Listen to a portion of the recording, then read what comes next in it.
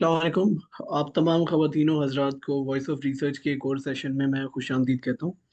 آج ہمارے ساتھ عدنان اعجاز صاحب موجود ہیں اور ان کا ٹاپک ہے دجال و مسیح کی پیشن گوئیاں کیسے پوری ہوئیں۔ تو آج کا سیشن جیسے کہ آپ جانتے ہیں کہ پہلے جس طرح سیشنز ہمارے ہوتے ہیں، سٹارٹ میں ہمارے اسپیکرز اپنی ایک ٹاک دیں گے، جو بھی ان کا تھیسس ہے، ریسرچ ہے، وہ آپ لوگوں کے سامنے پریزنٹ کریں گے۔ اس کے بعد سیکنڈ ہاف میں you people will be invited کہ آپ اپنے ہینڈ ریز کریں اور کویسچن آنسر سیشن شروع ہم کریں، جس میں آپ لوگوں کو انڈیویجولی آئی ول انوائٹ اور آپ لوگ عدنان صاحب سے سوال کر سکیں گے جو بھی آپ کرنا چاہتے ہیں۔ تو سیشن کو آج کے فارملی سٹارٹ کرتے ہیں۔ عدنان صاحب کائنڈلی آپ شروع کیجیے اپنی بات چیت۔ السلام علیکم ورحمۃ اللہ وبرکاتہ۔ بسم اللہ الرحمن الرحیم۔ الحمد للہ والصلاة والسلام علی رسول اللہ، اما بعد، اعوذ باللہ من الشیطان الرجیم، بسم اللہ الرحمن الرحیم۔ رب اشرح لی صدری ویسر لی امری واحلل عقدۃ من لسانی یفقہوا قولی۔ میں تمام خواتین و حضرات کو خوش آمدید کہتا ہوں۔ جیسا کہ عنوان کا تعارف کرایا جا چکا ہے، میں آج یہاں پر اپنی تحقیق بعنوان دجال و مسیح علیہ السلام کی پیشین گوئیاں کیسے پوری ہوئیں کے لیے حاضر خدمت ہوں۔ اگلے تقریباً 1 ڈیڑھ گھنٹے میں، بلکہ اس سے کافی کم میں اپنا کم از کم تحقیق کی ٹاک جو ہے وہ کمپلیٹ کر لوں گا۔ اس کے بعد آپ لوگوں کو انشاءاللہ انوائٹ کریں گے کہ آپ سوال و جواب کریں۔ آپ کے علم میں ہی ہے کہ مذہب اسلام میں قیامت کی نشانیوں کی میں سے 2 بڑی ترین بگ 2 جو ہیں وہ دجال اور مسیح علیہ السلام کی نشانیاں ہیں۔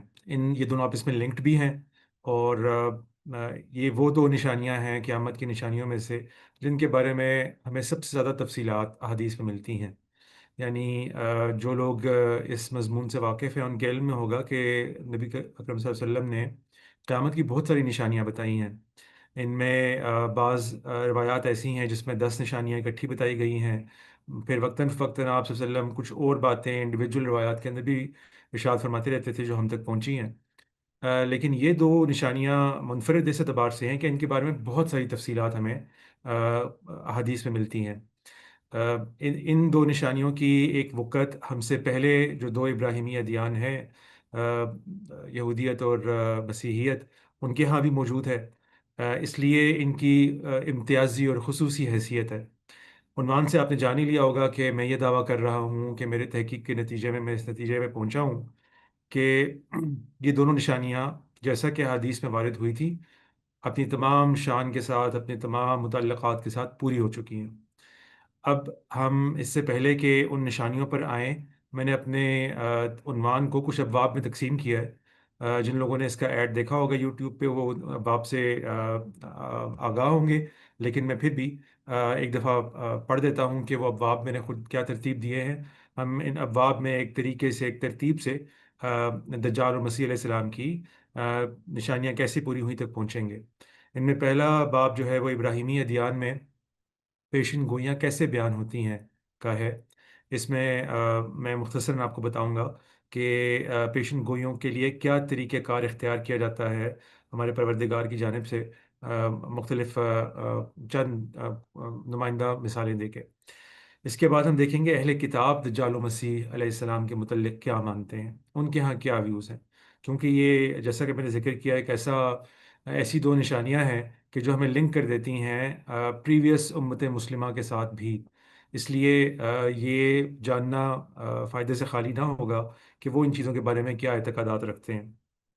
تیسرا باب ہوگا اسلام میں دجال و مسیح کی پیشن گوئیوں کا جائزہ۔ اس میں ہم مختصراً ڈسکس کر لیں گے۔ عام طور پہ ہمارے معاشرے میں دین سے معمولی رغبت رکھنے والے لوگوں کو بھی ان پیشن گوئیوں کا بخوبی پتہ ہوتا ہے کہ دجال و مسیح علیہ السلام کے بارے میں کیا کیا باتیں مشہور ہیں۔ ہم ان میں سے چند کا معائنہ کر کے پھر اپنے عنوان کی طرف بڑھیں گے، جو 2 میں نے تقسیم کیا ہے۔ پہلے ہم دیکھ لیں گے کہ دجال کا خروج و قتل کیسے ہوا، اور پھر اس کے بعد آخر میں حضرت مسیح علیہ السلام یعنی عیسیٰ ابن مریم علیہ السلام کا نزول کیسے ہوا۔ شروع کرتے ہیں جی۔ سب سے پہلے آتے ہیں جی ابراہیمی ادیان میں پیشن گوئیاں کیسے بیان ہوتی ہیں۔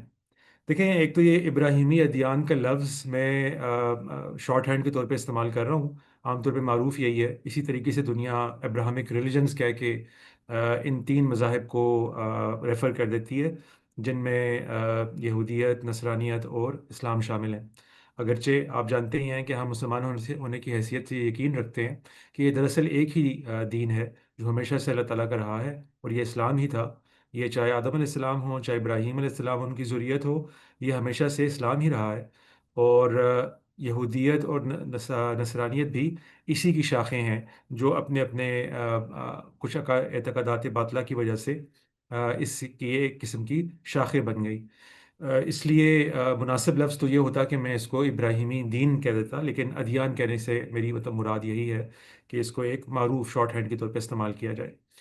تو سب سے پہلے جی آپ جانتے ہی ہیں کہ اللہ تعالیٰ نے بنی اسماعیل مسلمانوں سے پہلے، جو نبی صلی اللہ علیہ وسلم کے ذریعے سے اس عہدے پر معمور ہوئے، اس سے پہلے بنی اسرائیل کو اللہ تعالیٰ نے منتخب کیا تھا ایک قوم کی حیثیت سے۔ ان کی تاریخ جو ہے وہ آج جب ہم جس تاریخ پہ بیٹھے ہوئے ہیں تو تقریباً 4 ساڑھے 4 ہزار سال پرانی ہے، اور تقریباً 2000 قبل مسیح کے کچھ بعد حضرت ابراہیم علیہ السلام کا زمانہ شمار کیا جاتا ہے۔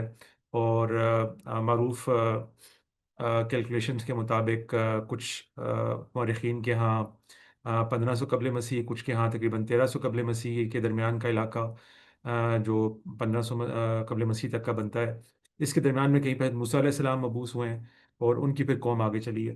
تو اتنا طویل عرصہ ہے، ایک تقریباً 2000 سال کا عرصہ کم سے کم ہے بنی اسرائیل کا، جو نبی صلی اللہ علیہ وسلم کے زمانے تک چلے ہیں، تقریباً 2000 برس۔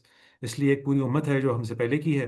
ان میں سے تقریباً 1500 برس تو وہ ہیں، یا اس کے لگ بھگ کا علاقہ ٹائم فریم، کہ جس میں یہود بلا شرکت غیر اللہ تعالیٰ کی منتخب قوم رہے، بنی اسرائیل۔ ان کا تذکرہ قرآن پاک میں بھی جگہ جگہ ہوا ہے۔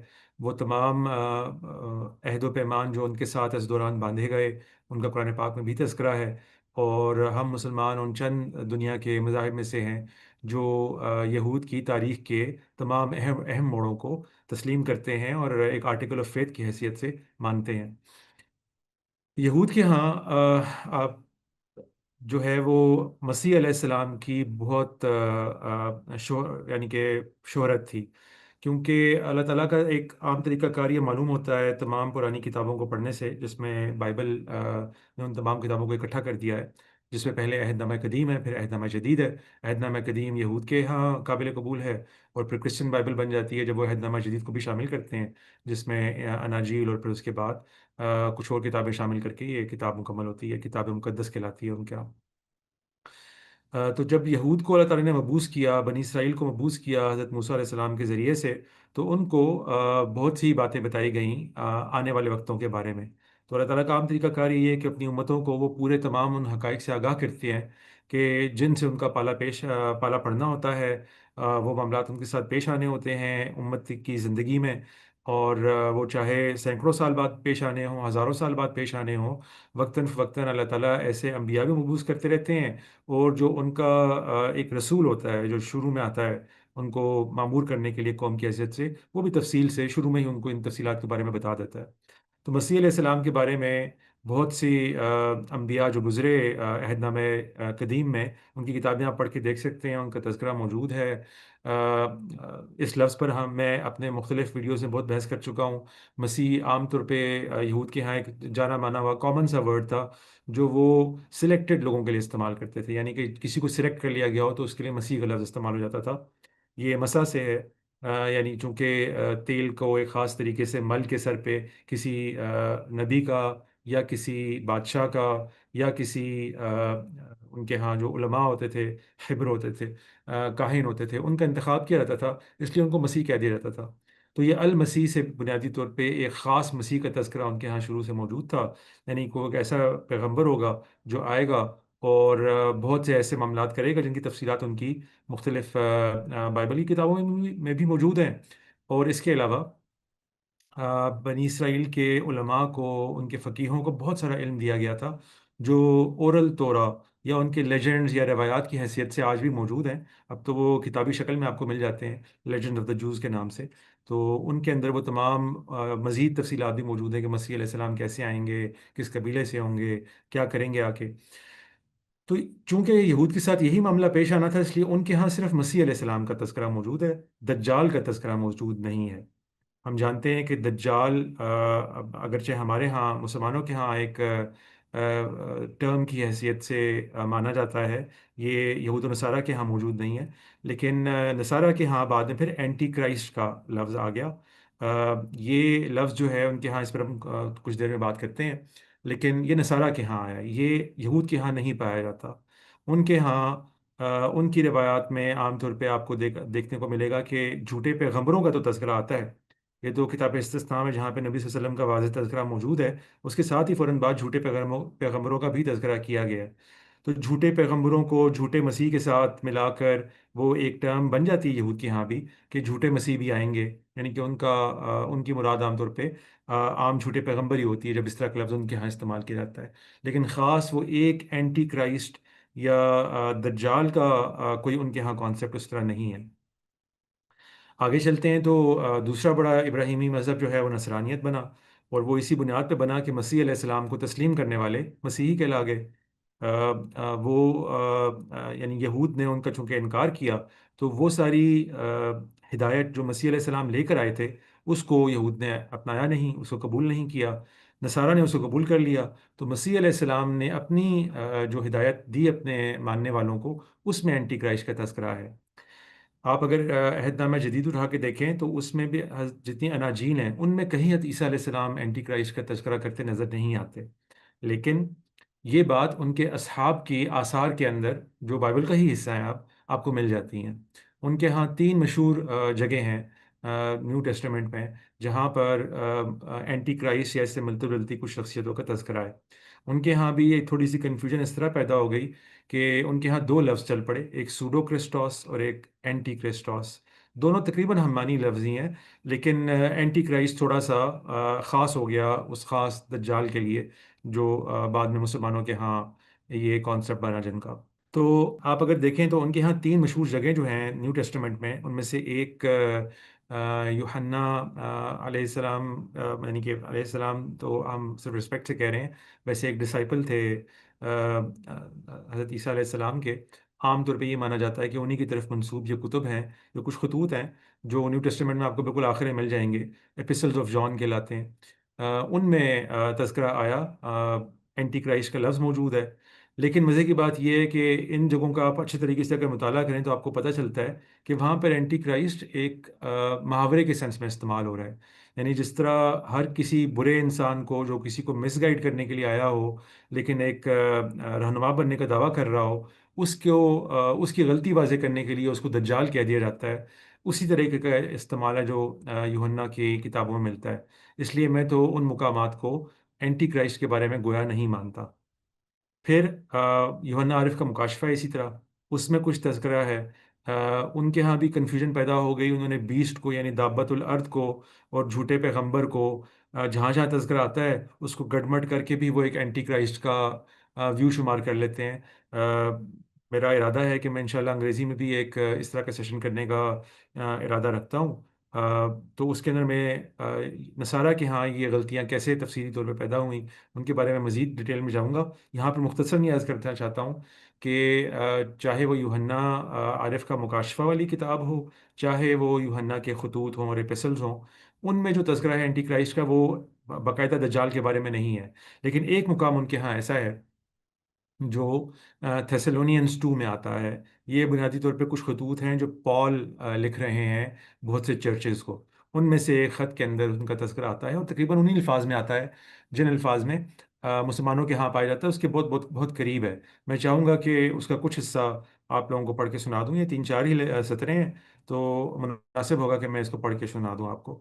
اچھا، اس میں تھوڑی سی پیکولیرٹی یہ ہے کہ اس پورے مقام پہ تھیسلونینز 2 میں جو ہے وہ اینٹی کرائسٹ کا لفظ استعمال نہیں ہوا، دجال کا لفظ استعمال نہیں ہوا، لیکن تقریباً سارے مفسرین مانتے ہیں، اور جیسا کہ میں بھی پڑھوں گا ابھی تو آپ کو بھی اندازہ ہو جائے گا کہ یہ متفق علیہ ہے کہ یہاں پر اینٹی کرائسٹ کا ہی تذکرہ چل رہا ہے۔ اس کو عنوان عام طور پہ اس چیپٹر کو دیا گیا ہے، یعنی کہ اس کے مختلف پیسیجز کو گناہ کا شخص، مین آف لالیسنس کہہ دیا جاتا ہے انگلش میں، اور اس سے ہم معنی الفاظ میں ترجمہ کر دیا جاتا ہے۔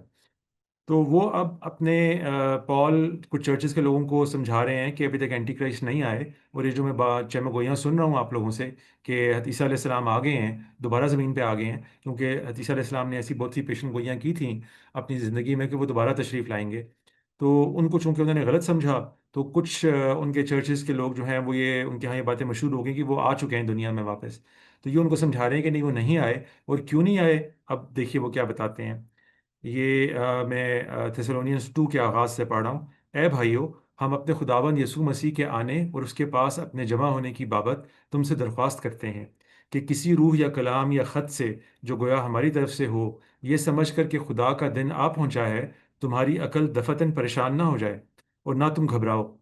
کسی طرح سے کسی کے فریب میں نہ آنا، کیونکہ وہ دن نہیں آئے گا جب تک کہ پہلے برگشتگی نہ ہو اور وہ گناہ کا شخص یعنی ہلاکت کا فرزند ظاہر نہ ہو، جو مخالفت کرتا ہے اور ہر ایک سے جو خدا یا معبود کہلاتا ہے اپنے آپ کو بڑا ٹھہراتا ہے، یہاں تک کہ وہ خدا کے مقدس میں بیٹھ کر اپنے آپ کو خدا ظاہر کرتا ہے.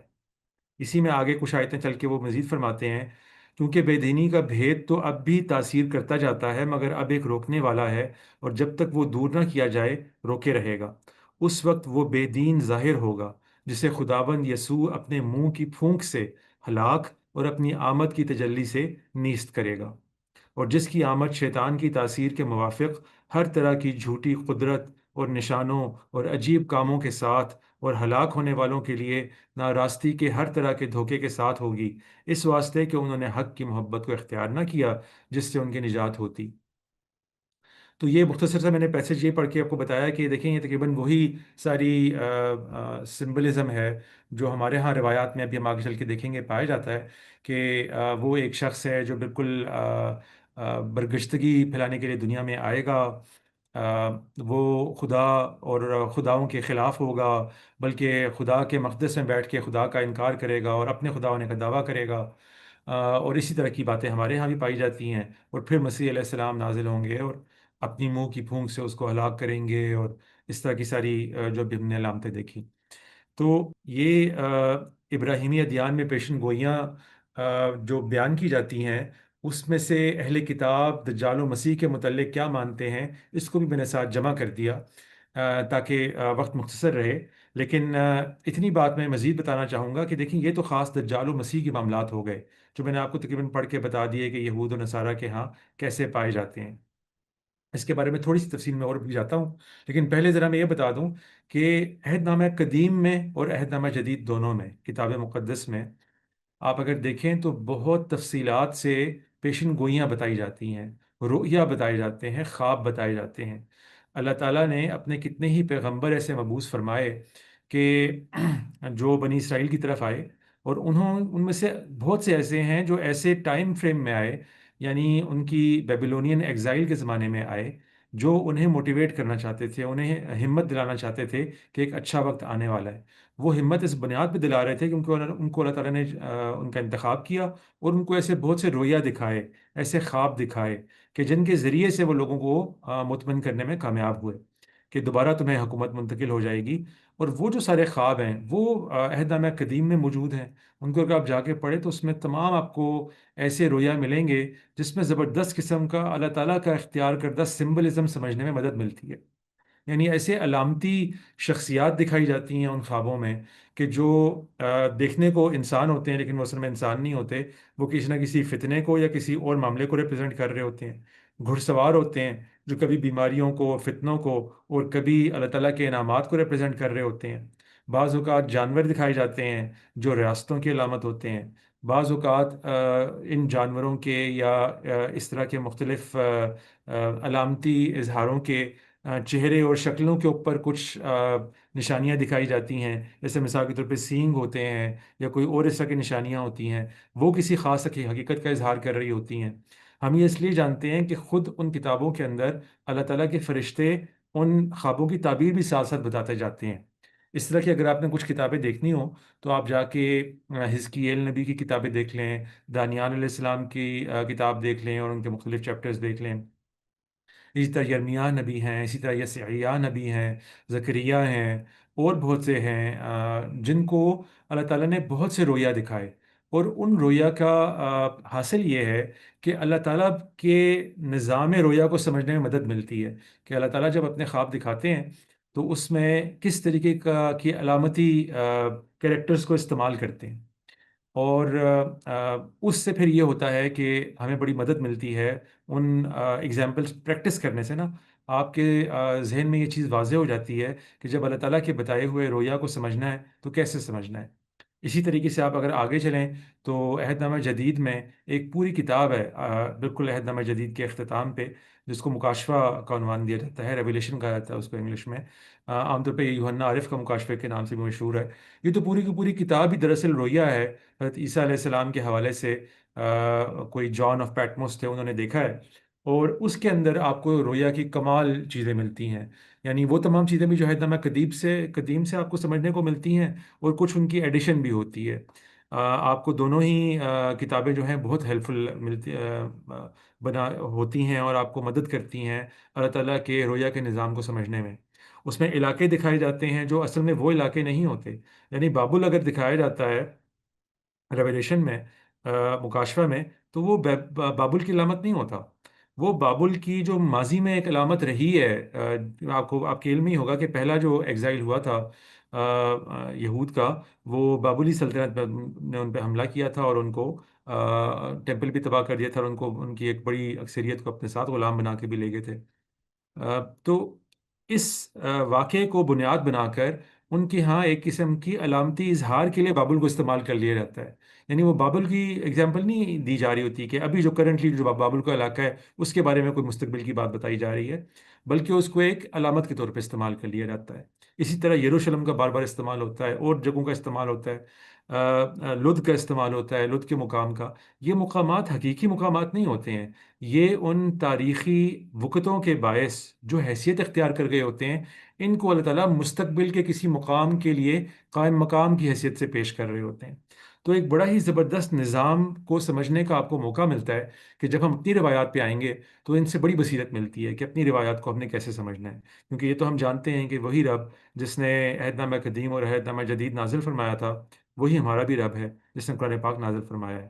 ہاں، ہم یہ بات مانتے ہیں کہ وہ کتابیں جو ماضی کی تھیں اب اس طرح محفوظ نہیں جس طرح مسلمانوں کی کتاب قرآن پاک محفوظ ہے. لیکن ان کتابوں پر ایمان لانا تو ہمارا آرٹیکل آف فیتھ ہے. ہمارے تو ایمان کا آغاز یہاں سے ہوتا ہے، ہمارے قرآن پاک کا بھی آغاز یہاں سے ہوتا ہے کہ ہم اس ایمان کا اقرار کرتے ہیں کہ ہم جو کچھ پہلے نازل ہوا اس پہ بھی ایمان لاتے ہیں، اور اب بھی جو نبی صلی اللہ علیہ وسلم کے ذریعے سے نازل ہو رہا ہے اس پہ بھی ایمان لاتے ہیں. اس لیے ماضی کی کتابوں کا ایک بڑا حصہ ہے جو بالکل قابل قبول ہے، اور ان پیشن گوئیوں کی مثالیں تو تقریباً ایسی ہی ہیں. ان میں آپ کو بہت کم کہیں پہ کچھ دیکھنے کو ملتا ہے کہ کوئی ڈیٹیل کسی نے اپنی طرف سے ایڈ کر دی ہو. ہاں، کچھ چیزیں مسنگ ہو گئی ہوں گی کیونکہ ان کتابوں میں بڑا وقت گزرا ہے اور ان کی اس طریقے سے حفاظت بھی نہیں کی گئی. لیکن اس نظام کو سمجھنے میں بہت مدد مل جاتی ہے جو نظام بعد میں مسلمانوں کے کام آ سکتا تھا، اور میں نے اس کو کام میں لایا ہے روایات کو انٹرپریٹ کرنے کے لیے. تو یہ تو ہو گئی جی. پہلے دونوں سیکشن میں نے کور کرنے کی کوشش کر لی کہ ابراہیمی ادیان میں پیشن گوئیاں کیسے بیان ہوتی ہیں، اور اہل کتاب دجال و مسیح کے متعلق کیا مانتے ہیں. کچھ جو باتیں میں نے پہلے عرض کیا تھا کہ میں دجال و مسیح کے بارے میں مزید کر لوں گا یہاں پہ.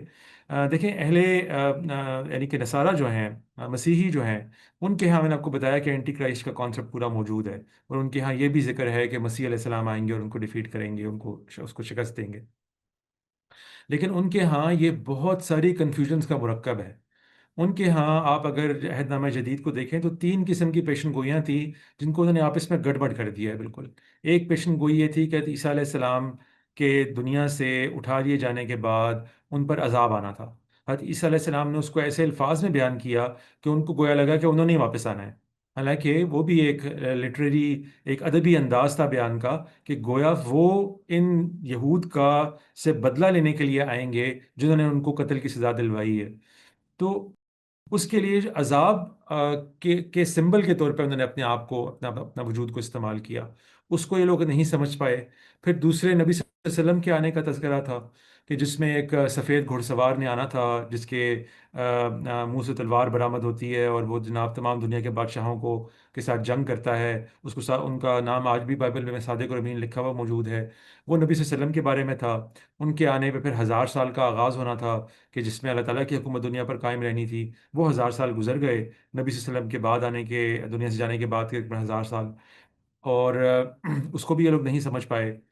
پھر تیسری، حضرت عیسیٰ علیہ السلام نے میدان حشر کا اور قیامت کا تذکرہ فرمایا تھا کہ اس میں حضرت عیسیٰ علیہ السلام نے کیا معاملات کرنے ہیں مختلف لوگوں کے ساتھ، اس کو بھی انہوں نے ساتھ گڈمٹ کر دیا.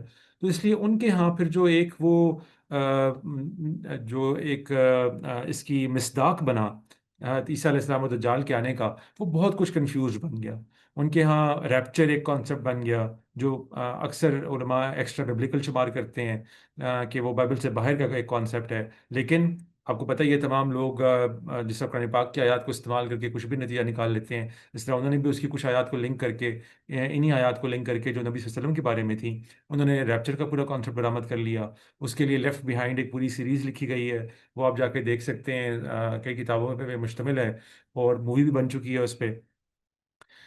تو ان کے ہاں اس کانسیپٹ پہ ہم نہیں جائیں گے کہ ڈیٹیل میں کیا ہے، وہ ہم کسی اور ٹائم ڈسکس کر سکتے ہیں اور بتا سکتے ہیں ان کو کہ ان سے کہاں کہاں غلطی ہوئی ہے. لیکن یہ کہ ان کے ہاں دجال کا اور مسیح علیہ السلام کا کم از کم ببلیکل کانسیپٹ جو ہے، جو بالکل واضح ہے، جس سے میں نے بھی کو پڑھ کے دکھایا تھیسلونین سے، وہ بڑا ملتا جلتا ہے ہم سے. اب آتے ہیں جی، پھر نبی صلی اللہ علیہ وسلم کو اللہ تعالیٰ نے مبعوث فرمایا، اور وہ باتیں جو بالکل اجمال سے حضرت عیسیٰ علیہ السلام نے اپنے اصحاب کو بتائی تھیں، ان کی پھر اللہ تعالیٰ نے تفصیل فرمائی، کیونکہ اب یہ واقعات نبی صلی اللہ علیہ وسلم کی امت کے دور میں ہی پیش آنے تھے.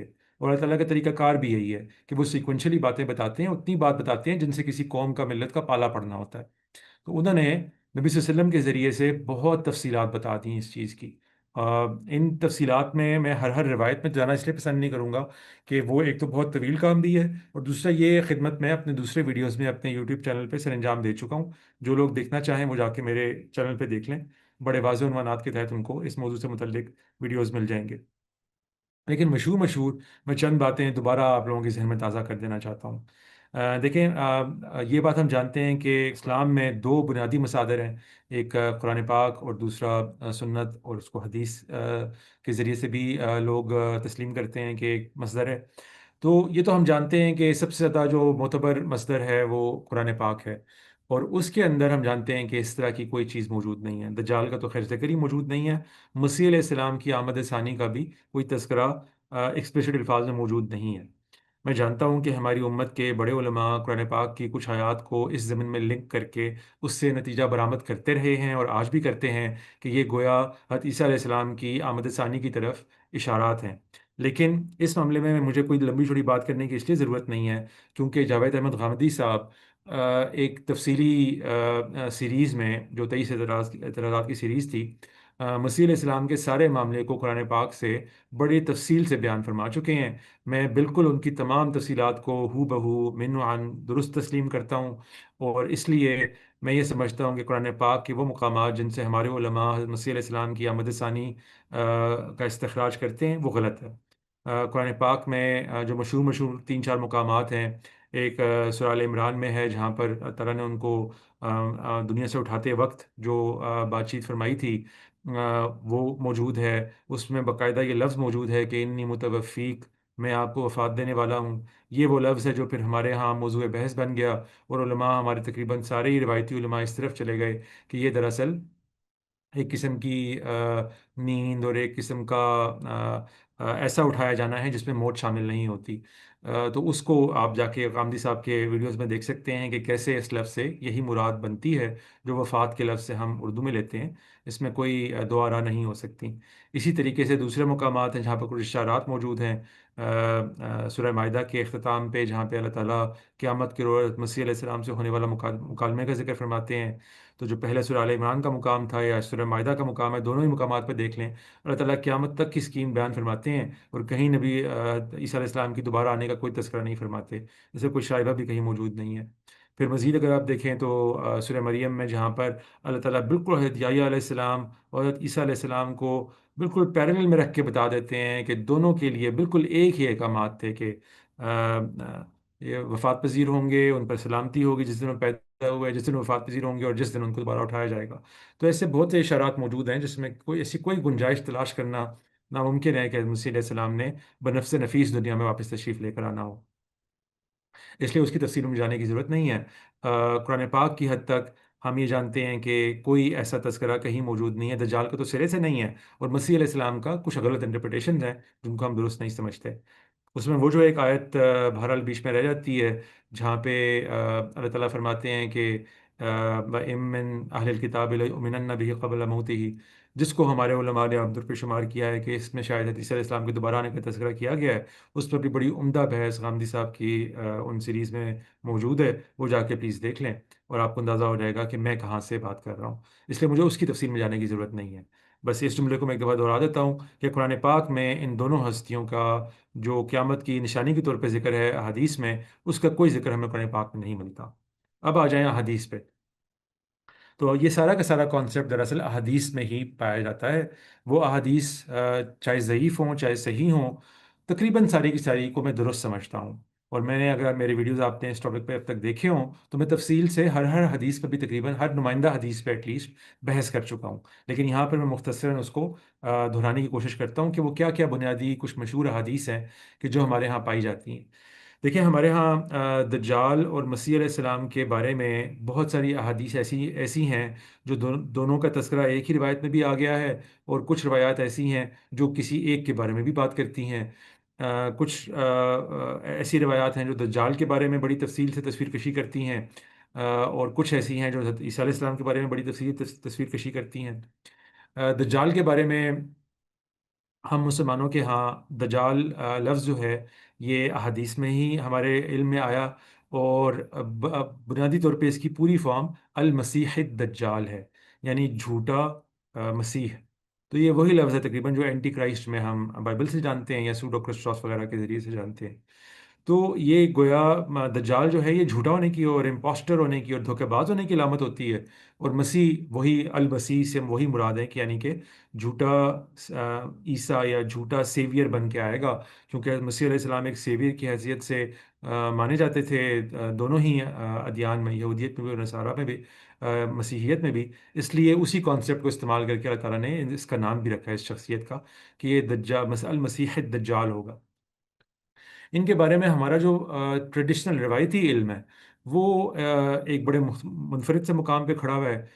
وہ پہلے تو اس ٹرم کو ہی صحیح طریقے سے اس ترکیب کو ہی صحیح طریقے سے سمجھ نہیں پائے. آپ اگر ان کی بحث دیکھنا چاہیں تو durr.net کے اوپر جا کے دیکھ سکتے ہیں. ایک بڑی اچھی سائٹ ہے جس میں انہوں نے سارے اس طرح کے بنیادی عنوانات کے اوپر تمام احادیث بھی اور فقہا کے اقوال بھی جمع کر دیے ہوتے ہیں. تو وہ بتاتے ہیں آپ وہ کیسے کہ المسیح الدجال سے ہمارے علماء کی اکثریت تقریباً یہ مثال لیتی ہے کہ یہ ایک جھوٹا بندہ ہوگا جس کی ایک آنکھ چونکہ نہیں ہوگی، اس لیے اس کو المسیح الدجال کہہ دیا ہے. گویا وہ ممسوح العین ہوگا، اس کی آنکھیں صحیح طریقے سے کام نہیں کرتی ہوں گی، ایک آنکھ تو ہوگی ہی نہیں سرے سے، اور دوسری بھی جو ہے اس پہ بھی کچھ جھلی وغیرہ آئی ہوئی ہوگی. اس لیے اس کو چونکہ ممسوح العین ہوگا اس لیے اس کو مسیح الدجال کہہ دیا جاتا ہے، جو کہ بالکل سینس نہیں بناتا. اور المسیح الدجال جھوٹے مسیحی کے لیے ایک بڑا واضح ترکیب ہے. یہ سمجھ سے بات آ جائے کہ ہمارے علماء کو یہ بات سمجھنے میں اتنی دقت کیوں پیش آئی، جبکہ اس کا پورا مقابلہ بھی حضرت مسیح علیہ السلام کے ساتھ انہی روایات میں دکھایا گیا ہے. دجال کے بارے میں آپ کو دو تین طرح کی اگر ہم دیکھیں تو بڑی اہم قسم کی روایات ملیں گی. ایک وہ روایتیں ہوں گی جو دجال کی پرسنالٹی کا حدود اربا کھینچ رہی ہوں گی، وہ آپ کو بتا رہی ہوں گی کہ دجال کیسا دکھے گا. تو ہمیں معلوم ہے کہ مشہور روایات ہیں، یہ بات تو بہت ہی مشہور ہے اور سب کے علم میں ہے کہ وہ ایک آنکھ والا ہوگا، یعنی کانا ہوگا. پھر مزید یہ کہ اس کے ماتھے پہ کافارہ لکھا ہوا ہوگا، کفر لکھا ہوا ہوگا. پھر اس کی کچھ اور بھی ایسی نشانیاں حدیث میں ہمیں مل جاتی ہیں کہ وہ اس کا قد کس طرح کا ہوگا، اس کے بال جو ہیں وہ کیسے سخت اور مڑے ہوئے ہوں گے، اور اس کی جو مشابہت ہے وہ نبی صلی اللہ علیہ وسلم کے دور میں کوئی شخص تھا ابن قطن، آپ صلی اللہ علیہ وسلم نے فرمایا کہ اس سے بڑی مشابہت ہوگی. یہ ہماری بدقسمتی ہے کہ اب ہم اس کو ڈیکوڈ نہیں کر پاتے کہ ابن قطن کی مشابہت کیسی تھی. لیکن یہ ہے کہ اور اتنے اینگل سے بات واضح کر دی ہے نبی صلی اللہ علیہ وسلم نے کہ ہمیں اس سے کوئی خاص حاجت بھی نہیں رہی. اچھا، پھر جو ہے ہم یہ ایک قسم کی ہو گئی کہ اس کی اپنی شبیہ کیسی ہوگی، اس کی شخصیت کیسی ہوگی. پھر دوسری قسم کی روایات ہے جس سے بتایا جاتا ہے کہ وہ کرے گا کیا، کہ کس طرح کے کام سر انجام دے گا، دنیا میں کتنا وقت رہے گا. تو اس کے بارے میں مشہور باتیں میں دہرا دیتا ہوں کہ وہ بنیادی طور پہ تمام دنیا کا 40 دن میں وزٹ کر لے گا، پوری دنیا کو کور کر لے گا 40 ایام میں، اور یہ بھی ایک وجہ ہے کہ ہمارے بعض علماء جو ہیں وہ المسیح الدجال سے یہ مراد بھی لیتے ہیں کہ چونکہ ساری دنیا کا مسا کر لے گا 40 روز میں، اس لیے بھی اس کو المسیح الدجال کہا جاتا ہے، جو بھی ایک بے بنیاد بات ہے۔ لیکن 40 روز کی پھر اور صحیح روایات ہیں جن میں تفصیل موجود ہے کہ ان 40 دنوں سے مراد جو ہے وہ دراصل 40 برس ہے، اور اس میں ایک جو ہے اس کا دن ایسا ہوگا کہ جو 7 برس کے برابر ہوگا، اور ایک دن جو ہے وہ ایسا ہوگا جو 1 مہینے کے برس کے برابر ہوگا، یعنی 29 سے 30 سال کے برابر، اور باقی جو ہیں وہ عام عام دنوں اور عام سالوں کے جیسے ہوں گے۔ تو یعنی کہ یہ گویا ایک سرٹن ٹائم فریم بن جاتا ہے جس کو بھی ہم تھوڑی دیر میں ڈی کوڈ کرتے ہیں۔ تو یہ اس کا دنیا میں اسٹے ہو گیا، پھر وہ کرے گا کیا کہ اس کو اللہ تعالیٰ بہت سے اختیارات دے دیں گے۔ اچھا، یہاں پر آ کے روایات بڑی کنفیوزنگ ہو جاتی ہیں۔ بعض جگہ اللہ تعالیٰ نبی صلی اللہ علیہ وسلم فرماتے ہیں کہ اس کی وقت اللہ تعالیٰ کے یہاں اتنی نہیں ہوگی کہ اللہ تعالیٰ اس کو اس طرح کے معاملات کرنے دیں، اور بعض روایات میں آتا ہے کہ نہیں، وہ اس طرح کے معاملات کرے گا، اور وہ معاملات کیا ہیں کہ وہ آگ اور پانی کے چشمے اپنے ساتھ لیے ہوئے ہوگا۔ آگ دراصل پانی ہوگی، پانی دراصل آگ ہوگی۔ تو نبی صلی اللہ علیہ وسلم نے تلقین فرمائی کہ تم میں سے جو کوئی اس سے ملے تو وہ آگ کے چشمے میں کود جائے، وہاں وہ ٹھنڈا، وہ دراصل ٹھنڈا پانی ہے، اور جو پانی میں کودیں گے یعنی کہ وہ گویا آگ میں نکلیں گے۔ پھر یہ کہ وہ جہاں چاہے گا قحط برپا کر دے گا، اور جہاں چاہے گا وہاں خوشحالی لے آئے گا، اور اس طرح کی بہت سی روایات ملتی ہیں کہ وہ دنیا میں کرے گا کیا۔ پھر اس میں ایک بڑا واقعہ ملتا ہے جس میں وہ ایک مومن بندے سے ملاقات کرتا ہے، اور پہلے اس کو قتل کر دیتا ہے کیونکہ وہ اس کو خدا نہیں مانتا، پھر اس کو جی اٹھاتا ہے، مگر پھر جی اٹھانے کے بعد اس کو دوبارہ نہیں قتل کر پاتا، پھر اس کی مٹ بھیڑ سٹارٹ ہو جاتی ہے مسلمانوں کے ساتھ۔ تو یہ واقعات ملتے ہیں۔ پھر ایک تیسری نوعیت کی روایات ہیں جس میں بیسیکلی اس کے اختتام کیسے ہوگا اس کے بارے میں تفصیلات ملتی ہیں، کہ کیسے جب وہ مسلمانوں کے ساتھ برسر پیکار ہوگا تو اس دوران میں ایک خاص مارکے کے اندر حضرت مسیح علیہ السلام گویا 2 فرشتوں کے پروں پہ ہاتھ رکھے ہوئے نازل ہوں گے، اور وہ آ کے پھر اس کا مقابلہ کریں گے، اور اس کا تعاقب کرتے کرتے لط کے مقام پر جا کے اس کو قتل کر دیں گے۔ اور یہاں سے پھر ہم مسیح علیہ السلام پہ ٹرانسفر ہو جاتے ہیں کہ مسیح علیہ السلام کے بارے میں بھی اسی طرح بہت سی روایات ہیں۔ ان کو ہم 2 بڑے حصوں میں تقسیم کر سکتے ہیں۔ ایک وہ روایات ہیں جو حضرت مسیح علیہ السلام کے بارے میں کسی ایک براڈ سینس میں، ایک وسیع تر مفہوم کے اندر ان کے بارے میں فرماتے ہیں نبی صلی اللہ علیہ وسلم کہ وہ آگے دراصل کیا کریں گے۔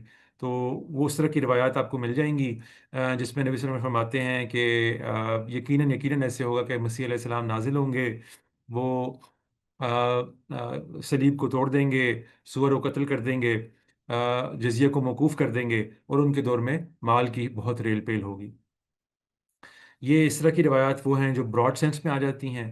پھر کچھ نیرو سینس والی بھی ہیں جس میں نبی صلی اللہ علیہ وسلم فرماتے ہیں کہ وہ ایک خاص مارکے میں نازل ہوں گے، دمشق کے مشرقی کنارے کے پہ ممبر پہ نازل ہوں گے، اور وہ مسلمانوں کی جماعت جو ہونے والی ہوگی، اقامت کہی جا چکی ہوگی، اس میں جا کے گویا شامل ہونے کے طرف بڑھیں گے، تو ان کا امیر کہے گا مسلمانوں کا کہ آپ آ کے نماز پڑھائیں، اور وہ کہیں گے میں نماز نہیں پڑھاؤں گا کیونکہ تمہارے امیر تم ہی میں سے ہوں گے۔ اور پھر دوسری اسی طرح کی روایت آتی ہیں جن میں بعض جگہ یہ بھی آتا ہے کہ وہ نماز پڑھائیں گے۔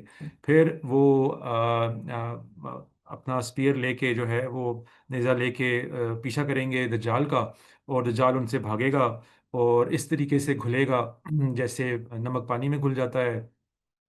اور اگر مسیح علیہ السلام اسے قتل نہ بھی کریں تو روایات میں آتا ہے کہ اللہ تعالیٰ نے پھر بھی اس کے لیے ڈیسٹن یہی کیا ہوگا کہ اس نے پگھلنا ہی ہوگا، لیکن اللہ تعالیٰ ان کو مسیح علیہ السلام کے ہاتھ سے مروائے گا، اور اس کے اسپیئر اپنے نیزے پہ مسیح علیہ السلام اس کا خون دکھائیں گے۔ اور پھر اس کے بعد کچھ روایات ایسی ہیں جس میں مسیح علیہ السلام کے بارے میں اس طرح کی باتیں بھی مل جاتی ہیں کہ وہ کتنا عرصہ زمین پہ رہیں گے، لیکن انفارچونیٹلی وہ کوئی بہت مستند روایات میں آپ کو نہیں مل پاتی۔ دجال کے دنیا میں اسٹے کے بارے میں تو بڑی مستند روایات مل جاتی ہیں، حضرت عیسیٰ علیہ السلام کے اسٹے کے بارے میں اتنی مستند روایات، اتنی کلیئر روایات نہیں ملتی، اور ان میں باہم کچھ تناقض بھی معلوم ہوتا ہے۔ بعض روایات سے لگتا ہے کہ وہ 7 سال رہیں گے، بعض روایات کے لگتا ہے کہ وہ 40 سال رہیں گے، بعض میں 45 کا تذکرہ بھی آتا ہے، اس لیے اس پر ہم تھوڑی دیر میں بات کر لیں گے جب مسیح اسلام کے عنوان میں پہنچتے ہیں۔ تو یہ وہ کلیتاً میں نے کچھ خلاصہ کر دیا ان روایات کا جو دجال و مسیح علیہ السلام کے بارے میں ہمیں ملتی ہیں۔ اس میں دجال اور مسیح دونوں کے بارے میں جس طرح کی تفصیلات ہیں ان کا صرف ایک جھلکی میں نے آپ کو دکھائی ہے، تفصیلات میں ابھی جانے کا وقت نہیں تھا، لیکن اس سے جو ہمارے ہاں ویو بنا پھر علماء کا، وہ تقریباً سارا شروع سے لے کے آخر تک لگتا ہے ایسے ہی ہے کہ ویو یہی بنا رہا کہ یہ دراصل دونوں حقیقت میں کوئی شخصیات ہوں گی۔ ایک مسیح علیہ السلام تو خود بنفس نفیس نازل ہوں گے، کیونکہ ہمارے روایتی علم کے مطابق نہ تو وہ وفات پذیر ہوئے، اور قطع نظر اس سے کہ وفات پذیر ہوئے یا نہیں، انہیں بہرحال دوبارہ بنفس نفیس ہی آنا ہے۔ اور دجال کے بارے میں بھی یہی ہے کہ چونکہ اس کا ایک نقشہ ایک ہیومن فارم کا کھینچ دیا گیا، کہ جس میں اس کی ایک آنکھ بھی ہے اور چہرہ بھی ہے اور بال بھی ہیں اور ایک قد بھی خاص قد کاٹ کا بھی ہے، تو وہ اس طرح کی ساری روایات سے بھی انہوں نے یہی اخذ کیا کہ یہ بھی کوئی شخص ہی ہوگا۔ پھر مزید آپ کے علم میں ہوگا ایک تمیم داری کی روایت بھی ہے، جس میں گویا نبی صلی اللہ علیہ وسلم کے ایک صحابی کا باقاعدہ ملاقات بھی ہوئی ہے ان کی دجال سے ایک جزیرے کے اندر۔ تو اس طرح کی بہت سی باتیں ملا کے ہمارے علماء نے یہی ہمیشہ ویو بنایا، اور آج بھی اسی پر قائم ہے کہ یہ دونوں شخصیات ہی ہوں گی، اور ان کے بارے میں کسی قسم کا کوئی علامتی اور سمبولک تفسیر کو انہوں نے کبھی روا ہی نہیں رکھا، کبھی کیا ہی نہیں اس کے اندر، اس اعتبار سے اس کی تفسیر۔ اور جس کی وجہ میں بتاتا چلوں کہ یہی ہے کہ چونکہ بائبل میں یہ سارے اللہ تعالیٰ کے رویا کے اندر جو معاملات پیش آتے ہیں، ان کے لیے تفصیلات موجود تھیں کہ ان کو کیسے سمجھنا ہے، اگرچہ قرآن پاک میں بعض جگہ ایسی تفصیلات مل جاتی ہیں، جیسے مثال کے طور پر یوسف علیہ السلام کے خوابوں میں مل جاتی ہیں، کچھ بڑی تمثیلی قسم کی باتیں ہوتی ہیں، جو تمثیل سے بات سمجھائی جا رہی ہوتی ہے، وہ حقیقت میں نہیں پیش آنی ہوتی۔ لیکن بہرحال قسمت کہیں بدقسمتی کہیں، ہمارے علماء نے ان کے اوپر کبھی علامتی انٹرپریٹیشن کو امپلیمنٹ کرنے کی طرف نہیں بڑھے آگے، جبکہ یہ بات بالکل واضح تھی قرآن پاک کے اپنے نظائر سے بھی، کہ اس میں عیسیٰ علیہ السلام کے واپس آنے کا کوئی تذکرہ نہیں تھا۔ اور نہ صرف یہ، بلکہ قرآن پاک کے، اور یہ میں اپنے ویڈیو سیریز کے اندر تفصیل سے بتا چکا ہوں، کہ یہ بات موجود ہے کہ اللہ تعالیٰ کوئی خرق عادت واقعہ اب دنیا کے ساتھ نہیں کرنے جا رہے۔ خرق عادت واقعات کی ویسے بھی تبھی کوئی اوقات ہوتی ہے جب وہ رسولوں کے ذریعے سے پیش آتے ہیں، رسولوں کی موجودگی میں پیش آتے ہیں، لیکن وہ بھی معاملہ اللہ تعالیٰ نبی صلی اللہ علیہ وسلم کے ٹائم سے ختم فرما چکے ہیں۔ اس کو باقاعدہ اس کا اعلان کیا اللہ تعالیٰ نے قرآن پاک میں کہ بھئی ہم کوئی اب آیت نہیں دکھائیں گے۔ ایون نبی صلی اللہ علیہ وسلم کے زمانے میں بھی اللہ تعالیٰ نے آیت دکھانے سے انکار کر دیا۔ اس لیے اس طرح کی ساری باتوں کو آپ جب اکٹھا کریں تو یہ نتیجہ نکالنا کوئی مشکل نہیں رہتا کہ یہ دراصل علامتی روایات تھیں، جن کو سمجھنے کے لیے ہمیں وہ سارا سینس چاہیے تھا جو اللہ تعالیٰ پوری اپنی تاریخ میں بائبل میں بتا چکے ہوئے تھے کہ روایات کو کیسے سمجھنا ہوتا ہے۔ اس تمہید کے بعد جی اب آ جائیں اپنے فائنل چیز کے اوپر، کہ دجال کا گویا پھر خروج کیسے ہوا، اور ہوا بھی کہ نہیں ہوا، اور مسیح علیہ السلام نے پھر آ کے کیسے ان کو قتل کیا اگر کیا تو جناب یہ بات جتنی روایات میں نے یہاں پر جن کا تذکرہ کر پایا ہوں اور یا نہیں کر پایا ہوں، اور بنیادی طور پہ لٹریچر میں وہ ساری موجود ہیں، ان کا پورے کو آپ دیکھ لیں، میں ان سب کو تقریباً تسلیم کرتا ہوں۔ یعنی میرے ہاں طریقہ کار یہ نہیں ہے تحقیق میں کہ میں نے ایک فہرست بنا لی ہو کہ بھئی ان روایات کو چونکہ صرف ہائیسٹ صحیح کے درجے میں پہنچتی ہیں اس لیے میں قبول کروں گا۔ نہیں، روایات ہر قسم کی ہوتی ہیں، اور پیشن گوئیوں کی باب میں سب کو کوئی نہ کوئی وقت دینی چاہیے، کیونکہ یہ کوئی گارنٹی نہیں ہوتی کہ کوئی صحیح بات لازماً صحیح حدیث کے ذریعے سے ہم تک پہنچے، وہ بعض اوقات ضعیف حدیث کے ذریعے سے بھی پہنچتی ہیں، اور ان میں سے ایک دو کی میں بھی مثال بھی دیتا ہوں۔ لیکن میں نے تقریباً تمام احادیث کا معائنہ کیا، اور وہ تقریباً ساری ہی پوری ہوتی نظر آتی ہیں اس مصداق میں جو میں آپ کو بتانے جا رہا ہوں۔ دیکھیں، یہ بات کہ مسیح علیہ السلام کیا کا مصداق کیا تھا، اس کو بھی پن پوائنٹ کرنے کے لیے دراصل دجال کی کا تعین ضروری ہے، کیونکہ مسیح علیہ السلام نے تمام سورسز میں، چاہے وہ ببلیکل سورسز ہوں چاہے وہ ہمارے اسلامک سورسز ہوں، دراصل آنا ہی اس ایک بڑی وجہ سے ہے جو دجال کی وجہ ہے، کہ دجال کے ساتھ انہیں مقابلہ کرنا ہے۔ اس لیے یہ متعین کرنا پہلے نہایت ضروری ہے کہ دجال دراصل کون ہے یا کون تھا، کہ جس کے مقابلے کے لیے مسیح علیہ السلام نے آنا تھا، تو پھر ہمیں بڑی آسانی سے ہم یہ تعین کر پائیں گے کہ پھر اس میں مسیح علیہ السلام کون بنتے ہیں۔ تو جناب دجال کی ان تمام نشانیوں کو آپ ملا لیں جو ان کی شخصیت کی دی گئی ہے، وہ تمام کام ملا لیں جو اس کے آنے پہ نبی صلی اللہ علیہ وسلم نے بتایا کہ وہ آ کے کرے گا، اور اس کا انجام نکال لیں، آپ احادیث سے ایک پوری سٹوری بلڈ کر لیں، جو کہ میں نے کی اپنی روایات کے اندر، کچھ کارڈنلز کی صورت میں سٹوری کی پوری میں نے نکات کی صورت میں بتائی ہے، کہ ان سارے نکات کو آپ جمع کر لیں، یہ ساری کی ساری دراصل پوری ہو گئی کمیونزم کے دنیا میں آنے پہ اور پھر اس کے اختتام پہ۔ کمیونزم، جس کو اردو میں ہم اشتمالیت بھی کہہ دیتے ہیں، اشتراکیت بھی کہہ دیتے ہیں، پھر کمیونزم اور سوشلزم میں ایک اوور لیپ بھی ہے، لیکن وہ ٹیکنیکل بحث ہے، میں اس میں نہیں جانا چاہتا۔ میں بنیادی طور پہ اس کمیونزم کی بات کر رہا ہوں جو کارل مارکس نے 1848 میں کمیونسٹ مینیفیسٹو سے لوگوں کے سامنے پیش کرنا شروع کیا. پھر ڈاس کیپٹل میں 19ویں صدی کے اختتام تک اس نے اپنی ان تمام رشحات فکر کو منظم کر دیا اپنی کتابوں اپنی انہی ڈاس کیپٹل کی کتابوں کی صورت میں. اور پھر اس کو پہلی مرتبہ زمین پر لے کر آئے ہیں لینن صاحب 1917 کے اندر. لینن یعنی کہ روس کی جو ایک فارم بنی بعد میں سوویت یونین کی حیثیت سے، اس میں لینن کا کلیدی کردار ہے. وہ 1917 کے انقلاب کے بعد روس میں اس کو زمین پر اس نے اتارا. 1924 تک وہ حکومت میں رہا. 1922 میں اسے 2 برس قبل تقریباً اس نے سوویت یونین بنا لیا. اور یہ دیکھیں اب آپ کیسے لنک ہوتا ہے. اب میں کچھ چیدہ باتیں گنواتا جاتا ہوں تاکہ آپ اس کو لنک کرنے میں آسانی ہو. یعنی کہ نبی صلی اللہ علیہ وسلم کی کچھ روایات موجود ہیں جن میں آپ صلی اللہ علیہ وسلم نے، اگرچہ وہ بہت قوی نہیں ہے لیکن میں بتایا نا کہ ہر قسم کی اب روایت کو ملا لیں، صحیح روایت کو بھی ملا لیں، وہ تو پورے طریقے سے سپورٹ کرتی ہیں. ایون ضعیف روایات بھی سپورٹ کرتی ہیں. کچھ ضعیف یا کمتر درجے کی روایات ہیں جن میں نبی صلی اللہ علیہ وسلم نے باقاعدہ عرصہ بتایا ہے کہ الملحمۃ العظمیٰ، کیا گریٹ وار جو ہے اس کے اور دجال کے ظہور میں 7 برس کا گیپ ہوگا. یعنی 6 برس تقریباً چھٹے برس میں قسطنطنیہ فتح ہوگا اور 7ویں برس میں دجال کا ظہور ہو جائے گا. اس کو بھی آپ بالکل ٹیلی کر کے دیکھ لیں. ملحمۃ العظمیٰ، دا گریٹ وار، ابھی جا کے گوگل میں ٹائپ کر کے دیکھ لیں. یہ جنگ عظیم اول کو کہا جاتا ہے. 1914 میں یہ جنگ شروع ہوئی. 6 برس 1920 تک بنتے ہیں. 1921 کے اندر تقریباً قسطنطنیہ کو فتح کر لیا انہوں نے، ترکوں نے، یعنی کہ کمال اتاتürk کی سربراہی میں. اور 1922 میں دجال کا ظہور ہو جاتا ہے، یعنی سوویت یونین کا ظہور ہو جاتا ہے. تو یہ بالکل اس لحاظ سے بھی پوری ہو جاتی ہے. اچھا، پھر یہ اب آپ وہ مدت والا ٹائم فریم دیکھیں جو نبی نے فرمایا تھا کہ 40 روز تک دنیا پہ رہے گا. اور 40 روز جو ہیں دراصل 40 سال ہیں، جن میں ایک دن جو ہے وہ ایک ہفتے کے برابر بھی ہوگا اور ایک دن ایک مہینے کے برابر بھی ہوگا. تو یعنی کہ 7 سال اور 29 سے 30 سال.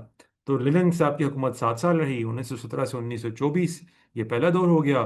پھر اگلا دور اسٹالن کا آیا. اسٹالن صاحب کی حکومت 1924 سے لے کے 1953 تک رہی، یعنی تقریباً 29 سال. یہ دوسرا دور ختم ہو گیا. اور اس کے بعد گن کے 38 سال بچتے ہیں ان 40 سالوں میں سے. 2 دن تو ہو گئے نا پورے، یعنی ایک دن ایک سال کے برابر، ایک دن ایک مہینے کے برابر، ایک دن ایک ہفتے کے برابر. 40 میں سے 2 منفی کریں، 38 بچ جاتے ہیں. تو 1953 سے 38 سال ملائیں تو 1991، یعنی سوویت یونین کی تحلیل، اس کو جب ختم کیا گیا، ڈیزالو کیا گیا، وہ گویا اس کے ٹکڑے ٹکڑے ہو گئے، تمام اس کے مغربی ممالک اس سے علیحدہ ہو گئے اور دوبارہ سوویت یونین رشیا بن گیا. تو یہ وہ ساری کی ساری جرنی تھی جس کو ٹائم فریم کے لحاظ سے بھی نبی صلی اللہ علیہ وسلم نے بیان فرمایا تھا. اچھا، اس میں سارے واقعات بھی وہی ہوئے کہ وہی ہوا. کمیونزم اپنے ماتھے پہ کفر لکھا ہوا لیے ہوئے تھا. اس نے بتایا کہ وہ بیسیکلی تمام ادیان کے خلاف ہے. اس کا اسٹیٹڈ جو ایک گول تھا وہ اسٹیٹ سیکولرزم تھا، وہ سائنٹیفک سیکولرزم تھا. انہوں نے کہا ہمارا مذہب ہی سائنٹیفک سیکولرزم ہے.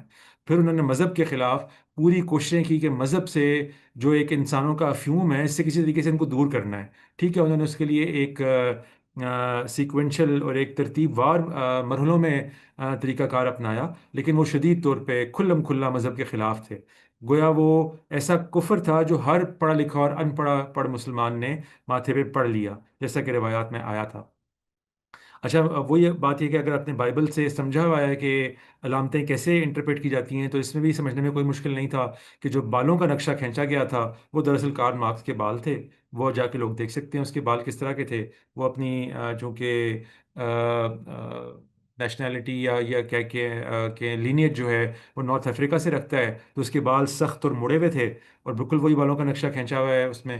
اور ایک آنکھ سے مراد جو ہے وہ علامت تھی اس چیز کی کہ وہ گویا آدھی حقیقت تک پہنچے گا.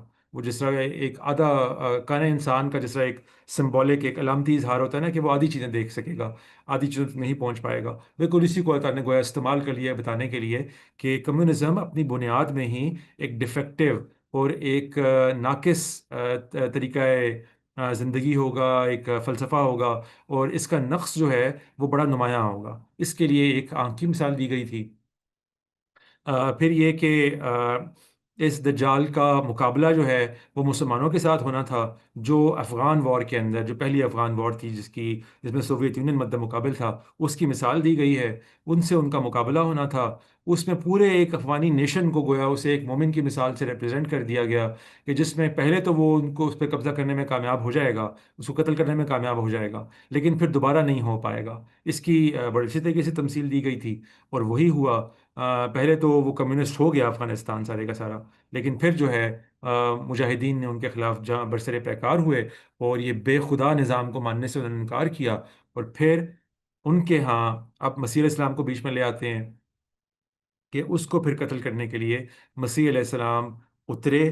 وہ بالکل اسی طریقے سے گویا ایک آپ سمجھنے کہ فرشتوں کے کندھوں پہ ہاتھ رکھ کے گویا امریکہ اچانک نازل ہوا افغان وار کے اندر۔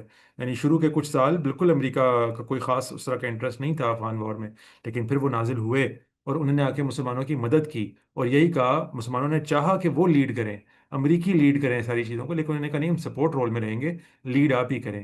گویا بالکل اس روایت کی ہو بہو تعمیل ہو گئی، کہ جو انہوں نے فرمایا تھا کہ ان کو آفر کی جائے گی کہ آپ آ کے ہماری نماز پڑھائیں، لیکن وہ کہیں گے نہیں، تمہارے امیر تم ہی میں سے ہوں گے، گویا تم ہی یہ جنگ لڑو، میں تمہاری سپورٹ کروں گا، تمہیں مدد مہیا کروں گا۔ اور پھر امریکہ کی اسی افغان وار کی اندر جو مسلمانوں نے سوویت یونین کو نقصان پہنچایا، تقریباً اس کو ختم کر دیا، وہ بالفعل پھر جا کے 1991 میں 1999 میں برلن وال ٹوٹ گئی۔ یعنی صاف نظر آ گیا دنیا کو کہ سوویت یونین کے اندر اتنی سخت نہیں رہی کہ وہ باقی رہ سکے، اور 1991 میں گویا ان کی اس نے تحلیل کا اعلان کر دیا گورباچوف صاحب نے۔ تو یہ وہ دراصل سارا علامتی اظہار تھا کہ عیسیٰ علیہ السلام اتریں گے اور وہ آ کے اس کو قتل کریں گے۔ اب آ جائیں مسیح علیہ السلام کے اوپر تھوڑی تفصیل میں، کہ وہ مسیح علیہ السلام کیسے تھا امریکہ۔ تو وہ بھی میں نے آپ کو صرف دو مختلف گروہوں میں تقسیم کر کے روایات سمجھائی تھیں، کہ دیکھیں ایک براڈر کانٹیکسٹ کی روایات ہیں اور ایک نیرو کانٹیکسٹ کی روایات ہیں۔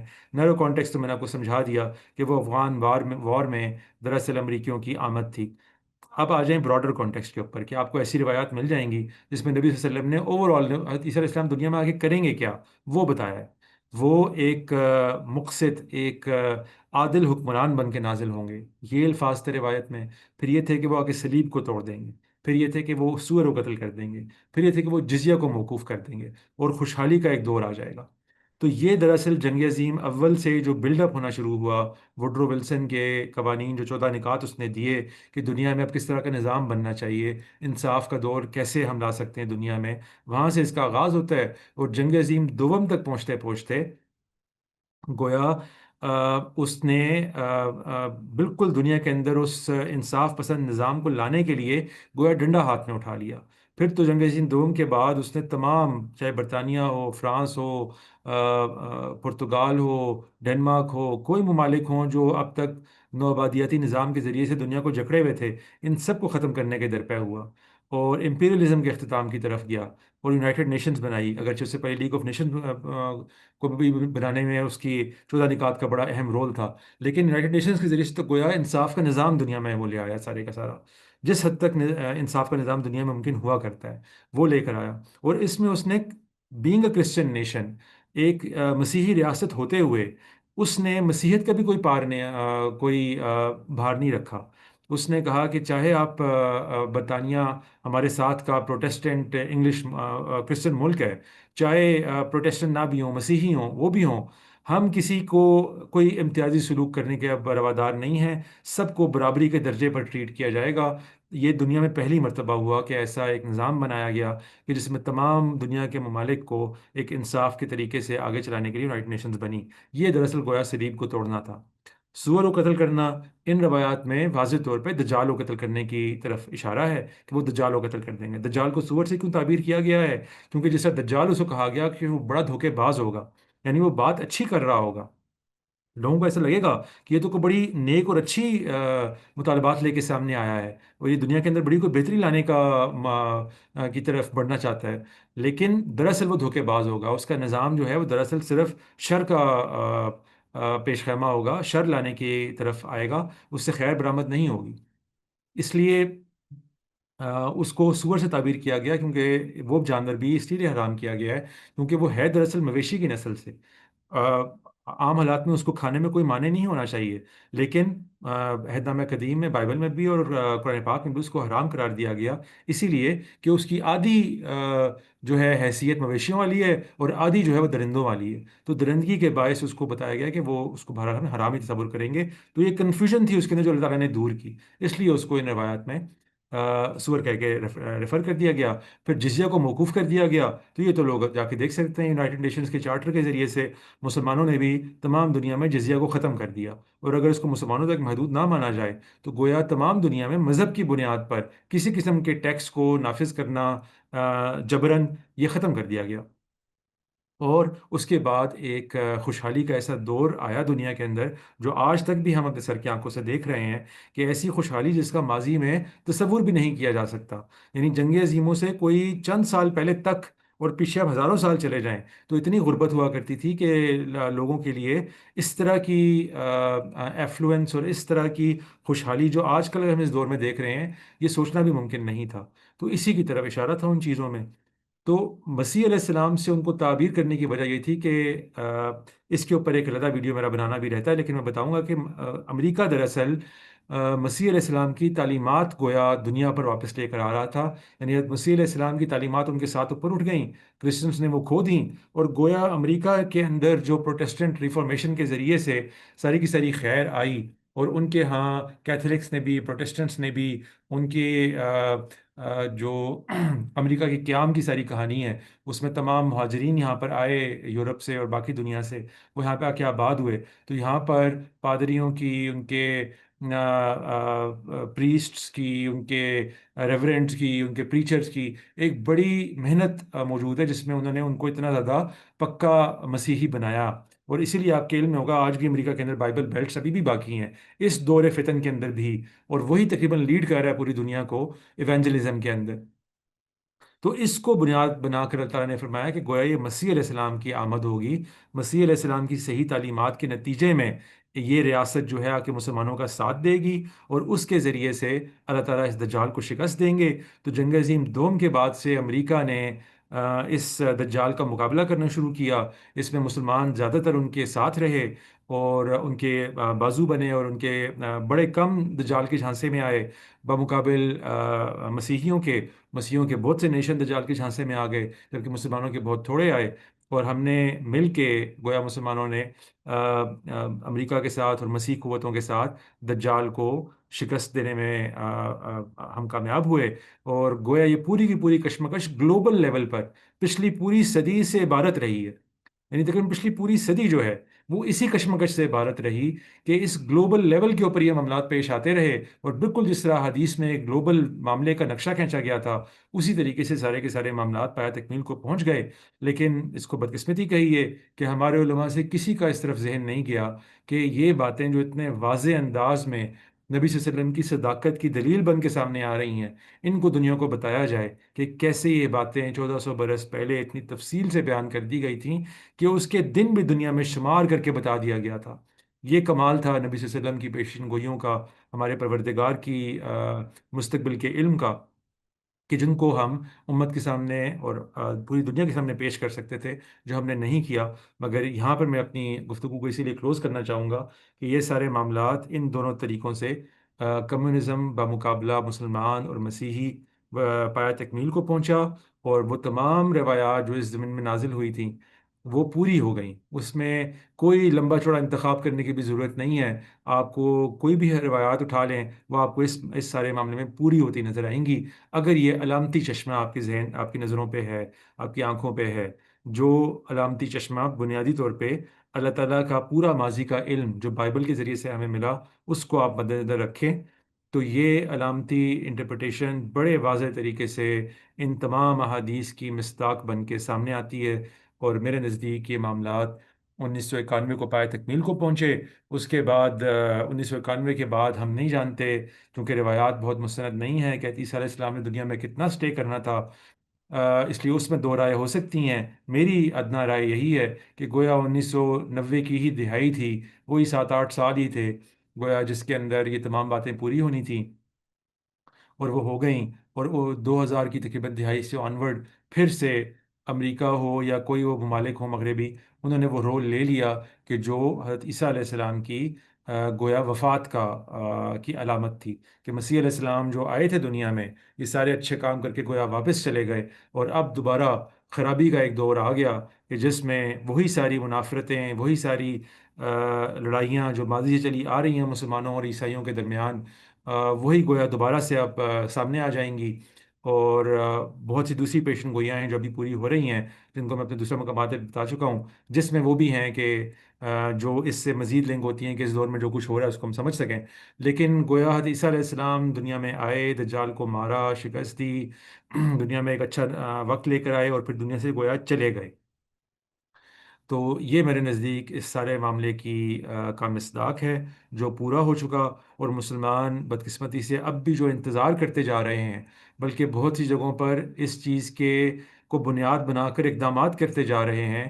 میرے اصل میں دل میں اس چیز کا دکھ اور درد ہے کہ مسلمان سمجھ لیں کہ یہ واقعات پورے ہو گئے، اور اس لیے دنیا میں وہ سارے معاملات کرنے سے باز آئیں کہ جس کے باعث طرح طرح کی گروہ بنتے ہیں، ممالک کے اندر ٹیررزم پھیلتا ہے، اور بہت سے معاملات ہوتے ہیں، اور ان کا خیال یہ ہوتا ہے کہ گویا ہم حضرت مسیح علیہ السلام کی آمد کے لیے زمین تیار کر رہے ہیں۔ تو یہ واقعات پورے ہو گئے، اس طریقے سے پورے ہوئے، اور اس کے بارے میں تفصیلات آپ میرے یوٹیوب چینل پہ دیکھ سکتے ہیں۔ کوئی سوالات ہیں تو جی میں حاضر ہوں۔ الحمد للہ رب العالمین۔ جی عدنان صاحب، تھینک یو سو مچ۔ جتنے پارٹیسپینٹس ہیں ان سے میں ریکویسٹ کروں گا کہ جن حضرات کے کویسچنس ہیں وہ اپنے ہینڈ ریز کریں، انہیں دین آئی ول انوائٹ فار دا کویسچنس۔ ابھی سر ایک جو کویسچن میرے ذہن میں آ رہا ہے، آپ نے جو ابھی گفتگو کی ہے اس سے یہ پتہ چلتا ہے کہ کمیونزم کفر تھا، کارل مارکس دجال تھا، اور یو ایس ایک پازیٹیو رول پلے کر رہا تھا۔ لیکن آپ کیا سمجھتے ہیں کہ مے بی یہ غلط بھی انٹرپریٹیشن ہو سکتی ہے، کیونکہ یہ باتیں جسٹ آپ نے جو باتیں کی گئی ہیں اس کی بنیاد پہ آپ نے انٹرپریٹ کیا ہے یا سمجھا ہے کہ شاید یہ اس طرح کر کے ہے، لیکن یہ بھی پاسبل ہے کہ ایسا نہ ہو اور کس افیکٹ کوئی اور ہو۔ جی سب کچھ پاسبل ہوتا ہے، ہم میئر مورٹلز ہیں، غلطی کرنا ہماری سرشت میں ہے۔ ہم جتنے بھی اس طرح کے اوپینینز یا آراء دیتے ہیں وہ کچھ شواہد کی بنیاد پہ دیتے ہیں، وہ شواہد ہم لوگوں کے سامنے رکھ دیتے ہیں، اور اسی لیے ان کو دعوت دیتے ہیں کہ بھائی اگر ہماری بات میں کوئی غلطی ہے تو اس کو ہم تک بتایا جائے۔ تو اس کا امکان کیوں نہیں ہے جی؟ ہم انسانوں کے ہاں ہر وقت اس چیز کا امکان رہتا ہے کہ ہم کسی بات میں غلطی کر بیٹھے ہوں۔ آپ یہ دیکھیں کہ اس معاملے میں غلطی ہونا اصل ہے، یہ کوئی ثانوی معاملہ نہیں ہے۔ یہود مسیح علیہ السلام کو نہیں سمجھ سکے، آج تک ان کے منتظر ہیں۔ مسیح نبی صلی اللہ علیہ وسلم کو نہیں پہچان سکے، آج تک ان کے منتظر ہیں۔ مسلمان عیسیٰ علیہ السلام اور دجال کو نہیں سمجھ سکے، اور آگے بھی منتظر رہیں گے۔ اس لیے یہ بات تو تاریخ سے ثابت ہے ابراہیمی ادیان کی، کہ اس طرح کی بڑی نشانیوں کو کبھی نہیں سمجھا گیا، امتوں نے عام طور پہ ان کا انکار ہی کیا ہے۔ لیکن کیا میری انٹرپریٹیشن جو ہے وہ کوئی سند رکھتی ہے کسی نبی کی یا کسی اللہ تعالیٰ کے فرشتے کی؟ تو ایسا تو نہیں ہے۔ یقیناً اس میں امکان موجود ہے کہ یہ غلط بھی ہو سکتی ہیں، لیکن میں نے وہ سارے شواہد جمع کر دی ہیں جن کی بنیاد پر کسی نے کوئی بات اگر کرنی ہے تو وہ کرے جی، ہم حاضر ہیں۔ چلیں تو there are a few people who have questions, first of them is Danish Ibrahim. Ji Danish صاحب پلیز آسک یور کوسچن۔ کیوں عدنان صاحب، بہت انفارمیٹو سیشن تھا میرے لیے، کافی اس میں ایسی چیزیں تھیں جیسے مخفی دریچے ہوں، وہ ظاہر ہو گئے ہوں، کیونکہ میں اس طرح کے جو اوپینینس تھے وہ میں نے پہلے نہیں سنے تھے۔ میرا سوال اس کے متعلق یہ ہے کہ آپ نے ابھی بھی بریفلی یہ تذکرہ کیا کہ یہود جو ہے بحیثیت مجموعی وہ مسیح موعود کے منتظر ہیں۔ اب جب وہ مسیح موعود کے منتظر ہیں، ہم موجودہ صورتحال بھی دیکھ رہے ہیں کہ کس طریقے سے ان کے جو عزائم ہیں گریٹر اسرائیل کے متعلق، وہ بھی اس کے بھی وہ بالکل درپے ہیں، مسیح موعود کے بھی منتظر ہیں، وہ بھی تصور موجود ہے۔ تو یہ کیا بعید ہے کہ کوئی مستقبل میں جا کر کوئی ایک ایسا شخص اٹھ کھڑا ہو، کوئی ایک ایسا لیڈر اٹھ کھڑا ہو، پولیٹیکل لیڈر، جو مسیح ہونے کا دعویٰ کرے؟ ظاہر سی بات ہے وہ دجل کر رہا ہوگا، فریب دے رہا ہوگا، ہم اسے دجال، مسیح دجال سے تعبیر کریں۔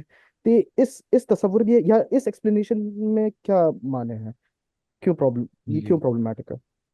جی، عام طور پہ بڑا مشہور اور مین سوال ہوا کرتا ہے میرے ساتھ جب لوگ انگیج کرتے ہیں۔ دیکھیں میں لوگوں سے عام طور پہ اس کا جواب ایک سوال کی صورت میں دیتا ہوں۔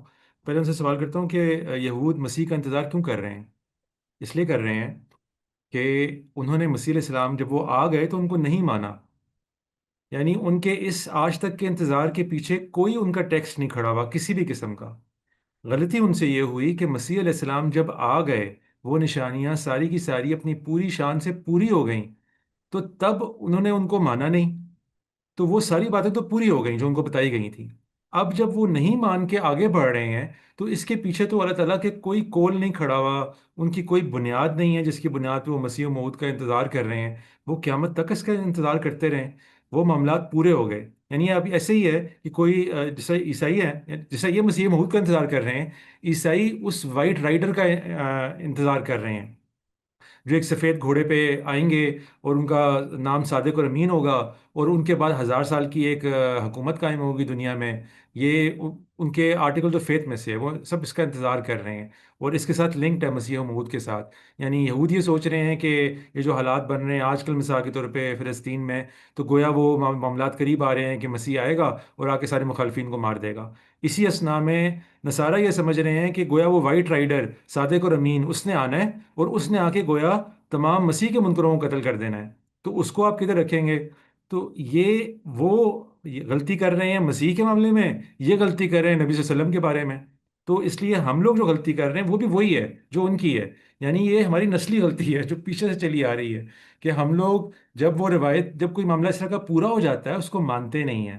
تو جب نہیں مانیں گے تو یہ واقعات تو پورے ہو گئے۔ مثال کے طور پہ میں اپنا ویو آپ کو سمجھاتا ہوں نا، کہ یہ واقعات تو پورے ہو گئے، اب ہوگا کیا؟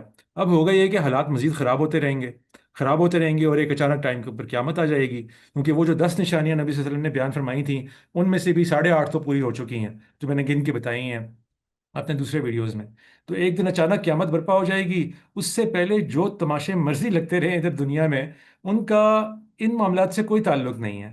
جس طرح یہود اور نصارہ نے اپنے انبیاء کو نہیں، ان انبیاء کو نہیں پہچانا جن کے ان کو پیشن گوئیاں دی گئی تھیں، تو ان کے نہ پہچاننے سے کوئی شخصیت اگر بعد میں ایسی نکل آتی ہے جو محمد ہونے کا دعویٰ کر دے، یا بعد میں ایسی نکل آتی ہے جو مسیح ہونے کا دعویٰ کر دے، تو اس سے میرے ویو پہ یا حدیث کے معاملات پہ کوئی فرق نہیں پڑتا۔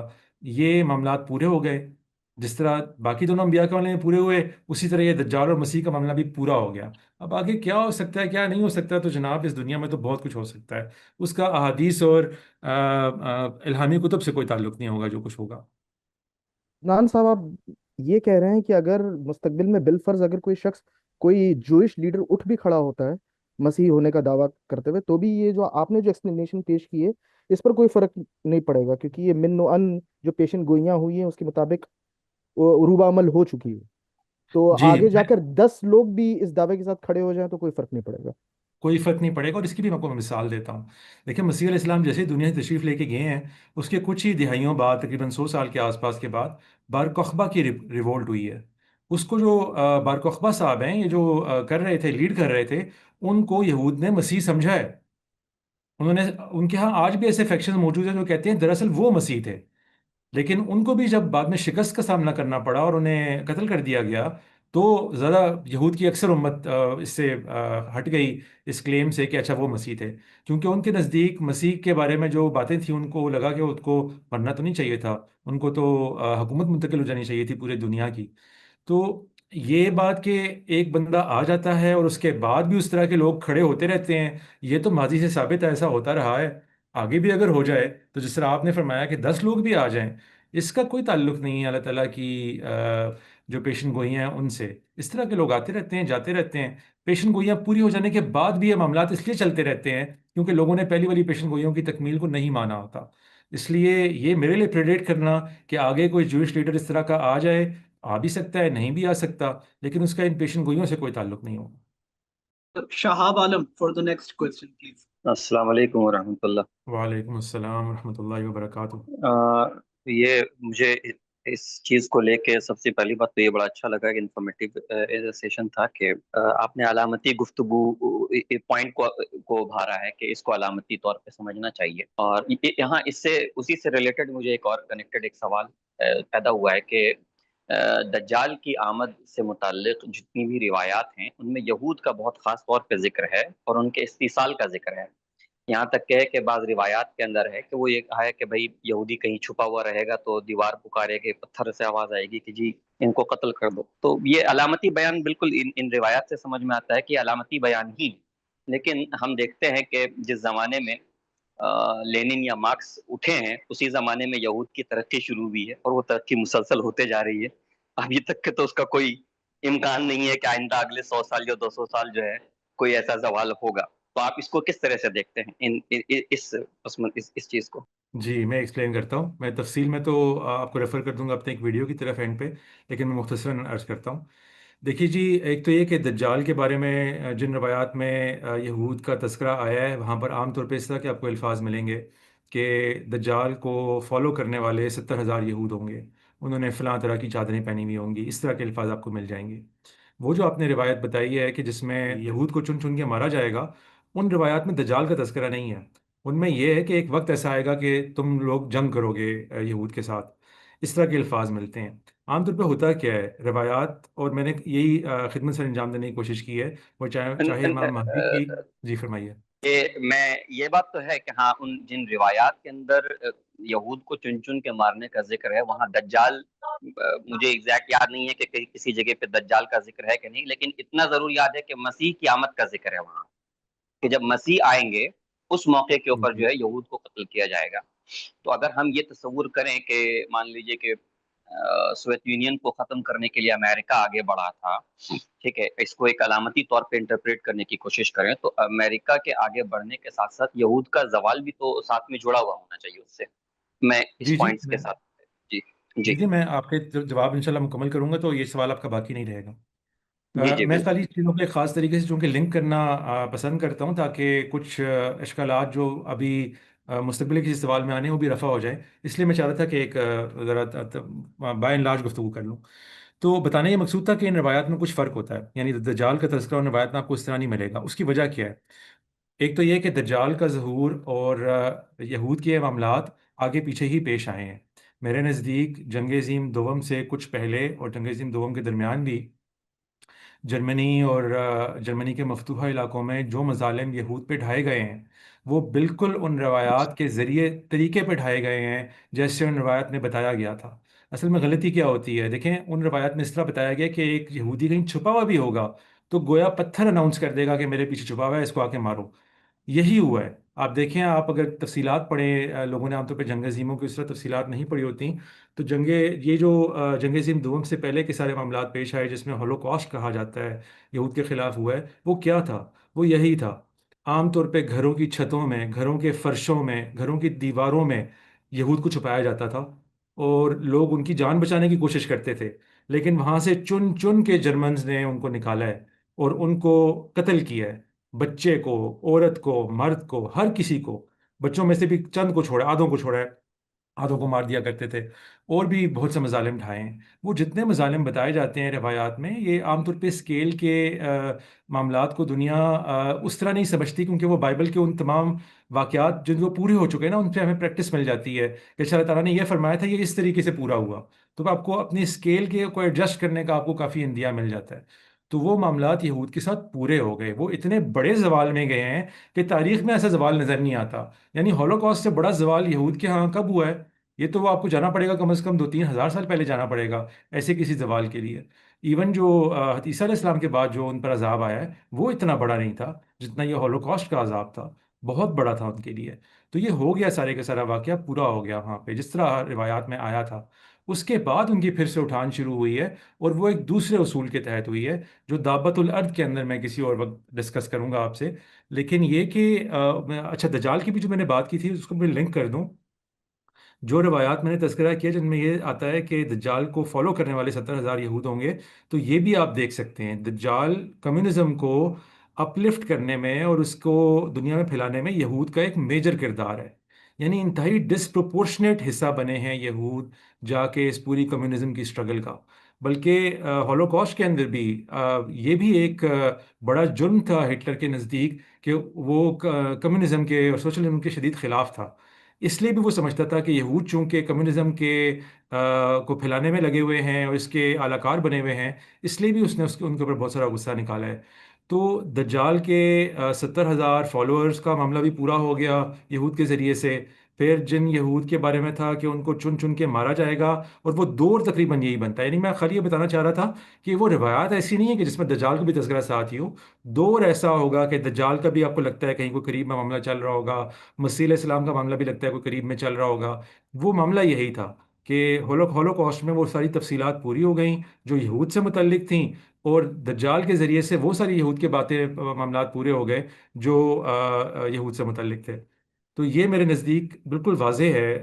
اگر جنگ عظیم کو اسٹڈی کیا جائے تو یہ روایت جی پوری جی ہوتی جی ہے. میں بہت خوبصورت، بہت شکریہ. شمشاد علی جی. پہلے تو sir thank you very much, یہ بہت ہی انفارمیٹیو لیکچر تھا اور بہت اچھا لگا، بہت کچھ جاننے کو ملا. حالانکہ اس کو قبول کرنے میں بڑا دقت ہو رہا ہے، وہ تو ہر چیز کے ساتھ ہوتا ہے، جب بھی کوئی نئی بات آتی ہے تو اس کو قبول کرنے میں تھوڑا سا نفس کو دقت ہوتا ہی ہے. اس کو ہم اور اسٹڈی کریں گے، لیکن تھینک یو ویری مچ، آپ سوچنے کا ایک نیا زاویہ دیے. میرے ذہن میں 2 سوال آ رہا ہے سر. ایک سوال یہ کہ آپ ابن قطان والا حدیث کا ذکر کر رہے تھے، اس میں آپ یہ بتائے کہ اس کو ایک شخصیت کے روپ میں پیش کیا گیا ہے، نہ کہ کسی سمبولزم کے روپ میں، اور ایک شخص سے اس کو تشبیہ دے کے اللہ کے نبی بتایا ہے کہ یہ دجال اسی طرح شاید ہوگا. اگر ہم ٹھیک سمجھیں تو آپ کی بات. تو ایک تو یہ ہے کہ اگر یہ سمبولزم ہے تو کسی ویکتی کو کیوں بول سکتے ہیں، مطلب کسی انسان کو کیوں بول سکتے ہیں کہ بھائی اس کی طرح ہوگا. ایک سوال ذہن میں یہ آتا ہے. دوسرا، جاوید احمد غامدی صاحب کا لیکچر کا آپ حوالہ دیے تھے، اس کو ہم بھی سنے تھے. اس میں ان کا جو انٹرپریٹیشن تھا نا عیسیٰ علیہ السلام کے نزول ثانی، وہ اس کو اس طرح سے پیش کیے تھے کہ کوئی ریفارمیٹیو موومنٹ شروع ہوگا کرسچنس کے امونگ، اور وہ لوگ جو جو مس انٹرپریٹیشن عیسیٰ علیہ السلام کی طرف منسوخ کر دیا گیا ہے اس کو رفع کریں گے. اور پھر وہ ٹھیک ہے، وہ اس کو الگ طریقہ سے دیکھ رہے ہیں، لیکن ان دونوں کو آپ کیسے لنک کریں گے؟ اور اگر جاوید احمد غامدی صاحب کا انٹرپریٹیشن کو آپ غلط سمجھ رہے ہیں تو اس میں آپ کو کیا ڈسکرپنشیز دکھائی دیتی ہیں جس کے بیسس آپ کو لگتا ہے کہ نہیں یہ تو قابل قبول؟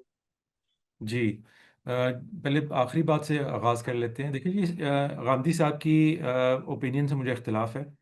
وہ اختلاف اس وجہ سے ہے کہ کوئی خرق عادت واقعہ تو پیش آنا نہیں ہے. آپ اس لیے وہ بات تو ممکن نہیں رہی کہ دجال جو ہے وہ کوئی ایسی شخصیت ہو کہ جس کے ذریعے سے کوئی غیر ان یوزول معاملات پیش آنے ہوں. ان یوزول سے مراد یہ ہے کہ کوئی سپر نیچرل معاملات پیش آنے ہوں. بہرحال اس کو میں غامدی صاحب سے بھی لنک نہیں کر رہا، میں خالی ایک کیس بلڈ کر رہا ہوں. غامدی صاحب کی یعنی کہ انٹرپریٹیشن یہ ہے کہ عیسیٰ علیہ السلام کہ نے تو نہیں آنا، لیکن ان کی جس طرح کی نشانیاں بتائی گئی ہیں کہ وہ صلیب توڑ دیں گے، سور کو قتل کر دیں گے، تو ان دونوں ہی باتوں کو چونکہ ہمارے روایتی علم نے بھی ہمیشہ ایسے ہی سمجھا ہے کہ گویا وہ کرسچینٹی کا خاتمہ کر دیں گے، یعنی کرسچن مس انٹرپریٹیشنس کا خاتمہ کر دیں گے، گویا وہ صحیح اسلام کے اوپر آ جائیں گے، اور سور کو قتل کر دیں گے، گویا انہوں نے چونکہ سور کو حلال کر لیا ہے، نسخ شریعت ہو گیا ہے ان کے ہاں، اس لیے اس ویو کا بھی خاتمہ ہو جائے گا، وہ دوبارہ اسلام پہ آ جائیں گے. تو یہ ویو تو ہمارے ہاں روایتی علم میں بھی بڑا پاپولر رہا ہے ہمیشہ سے. غامدی صاحب نے صرف فرق یہ ڈالا ہے کہ یہ کام حضرت عیسیٰ علیہ السلام آ کے نہیں کریں گے، بلکہ حضرت عیسیٰ علیہ السلام کی طرح کی کوئی شخصیت آ کے کرے گی. اس کے لیے انہوں نے کچھ بنیاد بھی فراہم کی. انہوں نے فرمایا کہ دیکھیں بائبل کے اندر حضرت عیسیٰ علیہ السلام نے اپنے دوبارہ آنے کو عذاب سے تعبیر کیا ہے. وہاں پر انہوں نے مثال دی ہے کہ ایک عذاب آ رہا تھا، اس کو حضرت عیسیٰ علیہ السلام نے مینشن اس طرح کیا ہے اپنی بائبل کے جو اناجیل ہیں ان میں، کہ گویا میں آؤں گا اپنے والد کے ہمراہ بیٹھے ہوئے یا خدا کے ہمراہ بیٹھے ہوئے بادلوں کے اوپر، اور یہ جو ہے نا معاملات پیش آئیں گے. وہ سارے معاملات انہوں نے گنوا دیے اور بائبل میں لوگ پڑھ بھی سکتے ہیں. تو دیکھیں وہاں بھی کوئی شخصیت نہیں آئی. حضرت عیسیٰ علیہ السلام جو پہلے کیا فرما رہے تھے کہ میں آؤں گا، تو کوئی شخصیت نہیں آئی، عذاب آیا ہے. وہ آپ یہ تو نہیں کہہ سکتے کہ وہ ٹائٹس کا تذکرہ کر رہے ہوں گے، عذاب کا ہی تذکرہ کر رہے تھے. عذاب کو انہوں نے اپنی شخصیت سے تعبیر کیا. میرے نزدیک یہ معاملہ بھی بالکل ایسے ہی ہونا تھا، اور اس پر یہ دونوں آراء ایکول فوٹنگ پہ ہوتی ہیں. ان کی رائے بھی ایکول فوٹنگ پہ ہوتی، میری رائے بھی ایکول فوٹنگ پہ ہوتی اگر یہ معاملات پیش نہ آ چکے ہوئے ہوتے. میں ہمیشہ یہ لوگوں کو یہ کہتا ہوں کہ بڑا فرق پڑتا ہے. دیکھیں ایک مرتبہ ایک واقعہ پیش آ گیا، تو اس واقعے کے پیش آنے کے بعد وہ گفتگو نہیں ہونی چاہیے جو اس واقعے کے پیش آنے سے پہلے ہوتی ہے. واقعہ جب پیش آ گیا، اس کی ایک ایک چیز کو اپنے فٹ کر کے دیکھ لیا اس کے اوپر کہ جو باتیں جس طریقے سے کہی گئی تھیں اسی طریقے سے پوری ہو گئیں، تو اب تو گویا اس کا مصداق سامنے آ گیا. جب تک مصداق سامنے نہیں آیا ہوا ہوتا تب تک اس طرح کی ساری آراء کو وزن دینا پڑتا ہے. میں بھی اگر جنگ عظیم دوم جنگ عظیم اول سے پہلے کے زمانے میں ہوتا تو مجھے بھی بالکل نہ پتہ چلتا کہ کیا ہے. ہو سکتا ہے میری اوپینین بھی یہی ہوتی کہ گویا ایک مجدد آئے گا، کوئی اس طرح کا شخص آئے گا، وہ عیسائیت کے ساتھ یہ کر دے گا اور مسلمانوں کے یا جزیہ کے ساتھ یہ کر دے گا، لیکن وہ معاملات نہیں ہو سکے. اور یہ بات میں اپنی ویڈیوز میں شہاب صاحب اچھے طریقے سے بیان کرتا ہوں کہ دراصل اللہ تعالیٰ اپنی اس طرح کی نشانیوں کو بناتے ہی اس طرح کا ہے کوڈ کر کے کہ وہ تب ہی سمجھ میں آئے جب وہ پوری ہو رہی ہوں یا ہو چکی ہوں. تو اب وہ چونکہ پوری ہو چکی، اس لیے میں ان کی اوپینین کو اب زیادہ وقت نہیں دے سکتا، کیونکہ وہ میرے نزدیک ہر طریقے سے پوری ہو گئی. ہر روایت کو فٹ کر کے اس پر دیکھ لیجئے. یہ بات کہ وہ پھر اگر فرض کریں آ بھی جاتا ہے تو میں بحث کر کے بہت سی روایات کے ذیل میں سمجھا سکتا ہوں کہ پھر یہ واقعات کیسے پیش آئیں گے، لیکن میں اس میں نہیں پڑھنا چاہتا، اس لیے کہ اگر کوئی شخص اس طرح کی اوپینینز کو ان کے پورا ہو جانے کے بعد اب بھی باقی رکھنا چاہتا ہے تو وہ رکھے.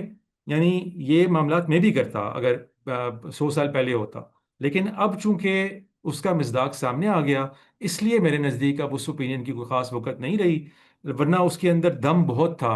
اگر ایون روایتی علم کے تحت بھی کیونکہ لگتا ایسے ہی تھا کہ سلیب توڑنے سے مراد یہی ہوگی، سور قتل کرنے سے مراد یہی ہوگی، لیکن وہ چونکہ واقعات پورے ہو گئے اس لیے اب میں ان کو زیادہ وقت دینے کے فیور میں نہیں، حق میں نہیں ہوں. لیکن آپ اگر یہ جاننا چاہتے ہیں کہ اس میں وزن ہے کہ نہیں ہے تو جی بالکل اس میں وزن ہے، وہ ایک اچھی انٹرپریٹیشن. سر میرا دوسرا سوال رہ گیا تھا کہ وہ ہاں ابن قطان صحیح. والی ہے. ہاں ابن قطن والی جی، ابن قطان ہے یا ابن قطن ہے، جو بھی اس کا تلفظ ہے. دیکھیے یا میں نے آپ نہیں کو پتا. بتایا نا کہ، اور یہ میں تصحیح بھی کر دوں کہ یہ میرے خیال سے فراز صاحب نے پہلے بولا تھا کہ کارل مارکس دجال ہے. نہیں، میں یہ بتانا چاہ رہا تھا کہ دجال دراصل ایک کانسیپٹ کا نام ہے. اس کانسیپٹ کے مختلف حصے پرزے ہیں، ان میں ایک بڑا حصہ کارل مارکس کا ہے.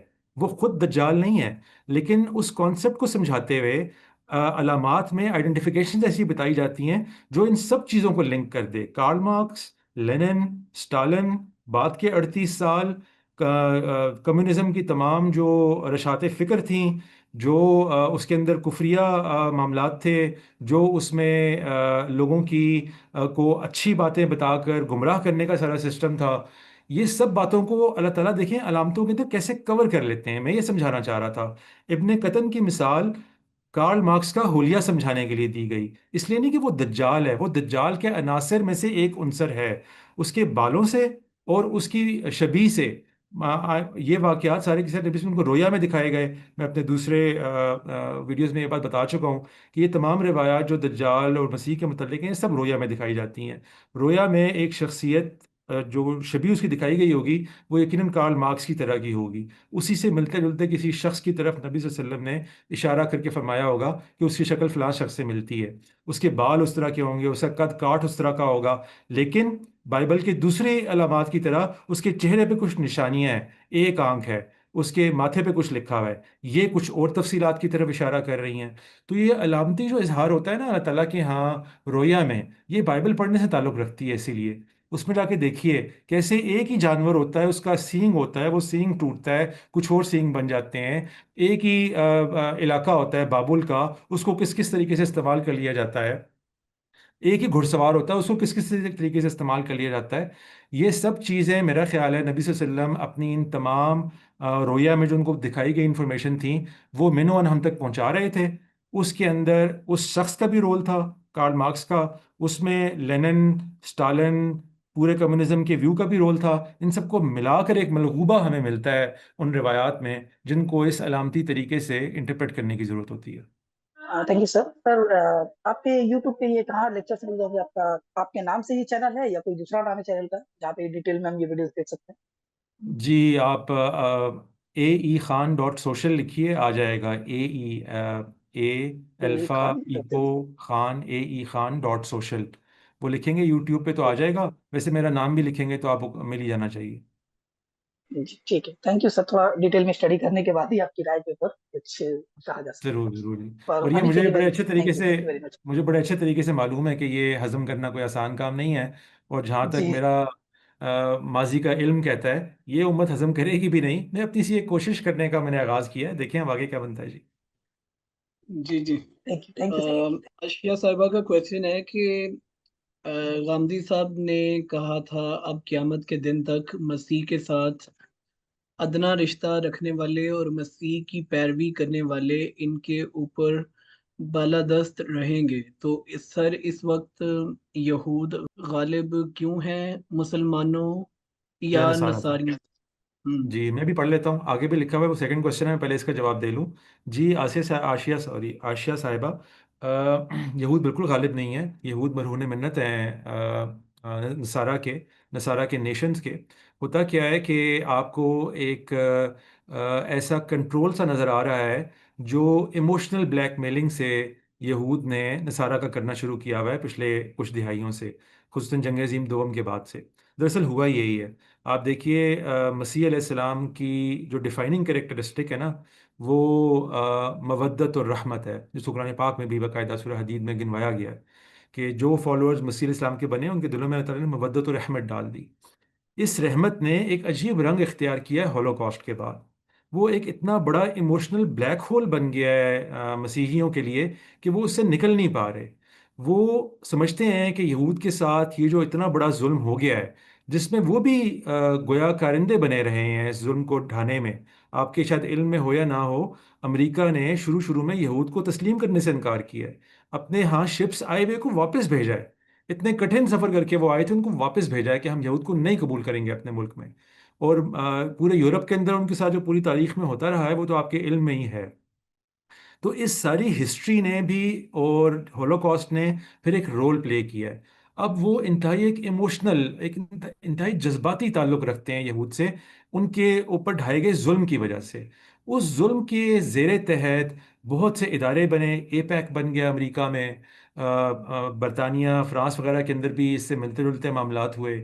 उनके यहाँ एक वक़्त बन गई है यहूद की, कि जिसमें उनको फिर राइज़ करने का मौका दिया गया, उनको कारोबार इस्टेब्लिश करने के मौके दिए गए, अपने मुल्क में आके आबाद होके तरह तरह की इन्वेंशन और बाकी चीज़ें। वैसे वो लाइक तो बहुत लोग हैं।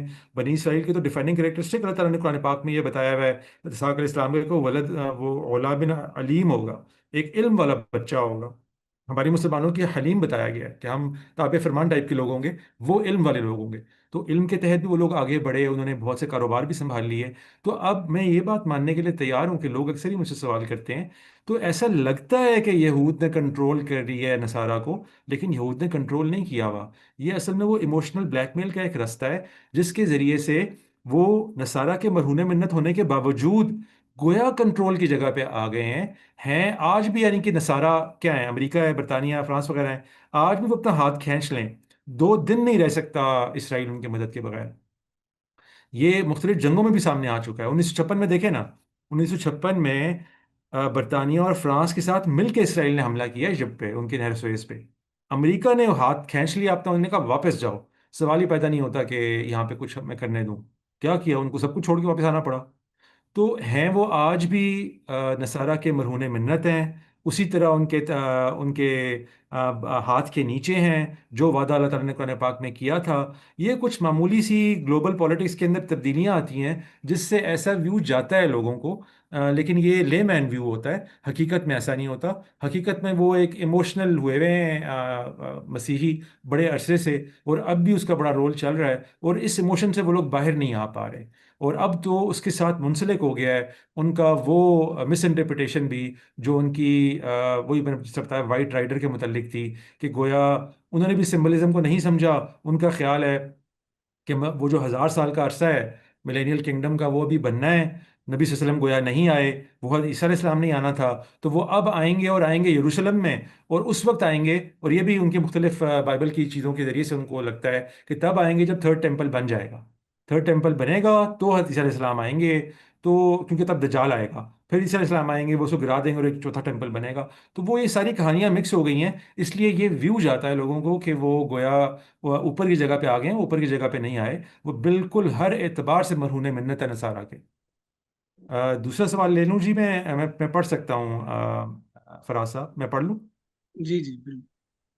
Sir, my second question is that हज़रत ईसा जिस तरीके से गए काफिर की साजिशों से बचने के लिए, जो अल्लाह ताला ने उठा लिया, तो इसमें तो हज़रत ईसा अलैहिस्सलाम की पूरी ज़िंदगी भी नहीं हुई थी, और नबियों की तरह ना उनकी शादी हुई, नहीं बच्चे।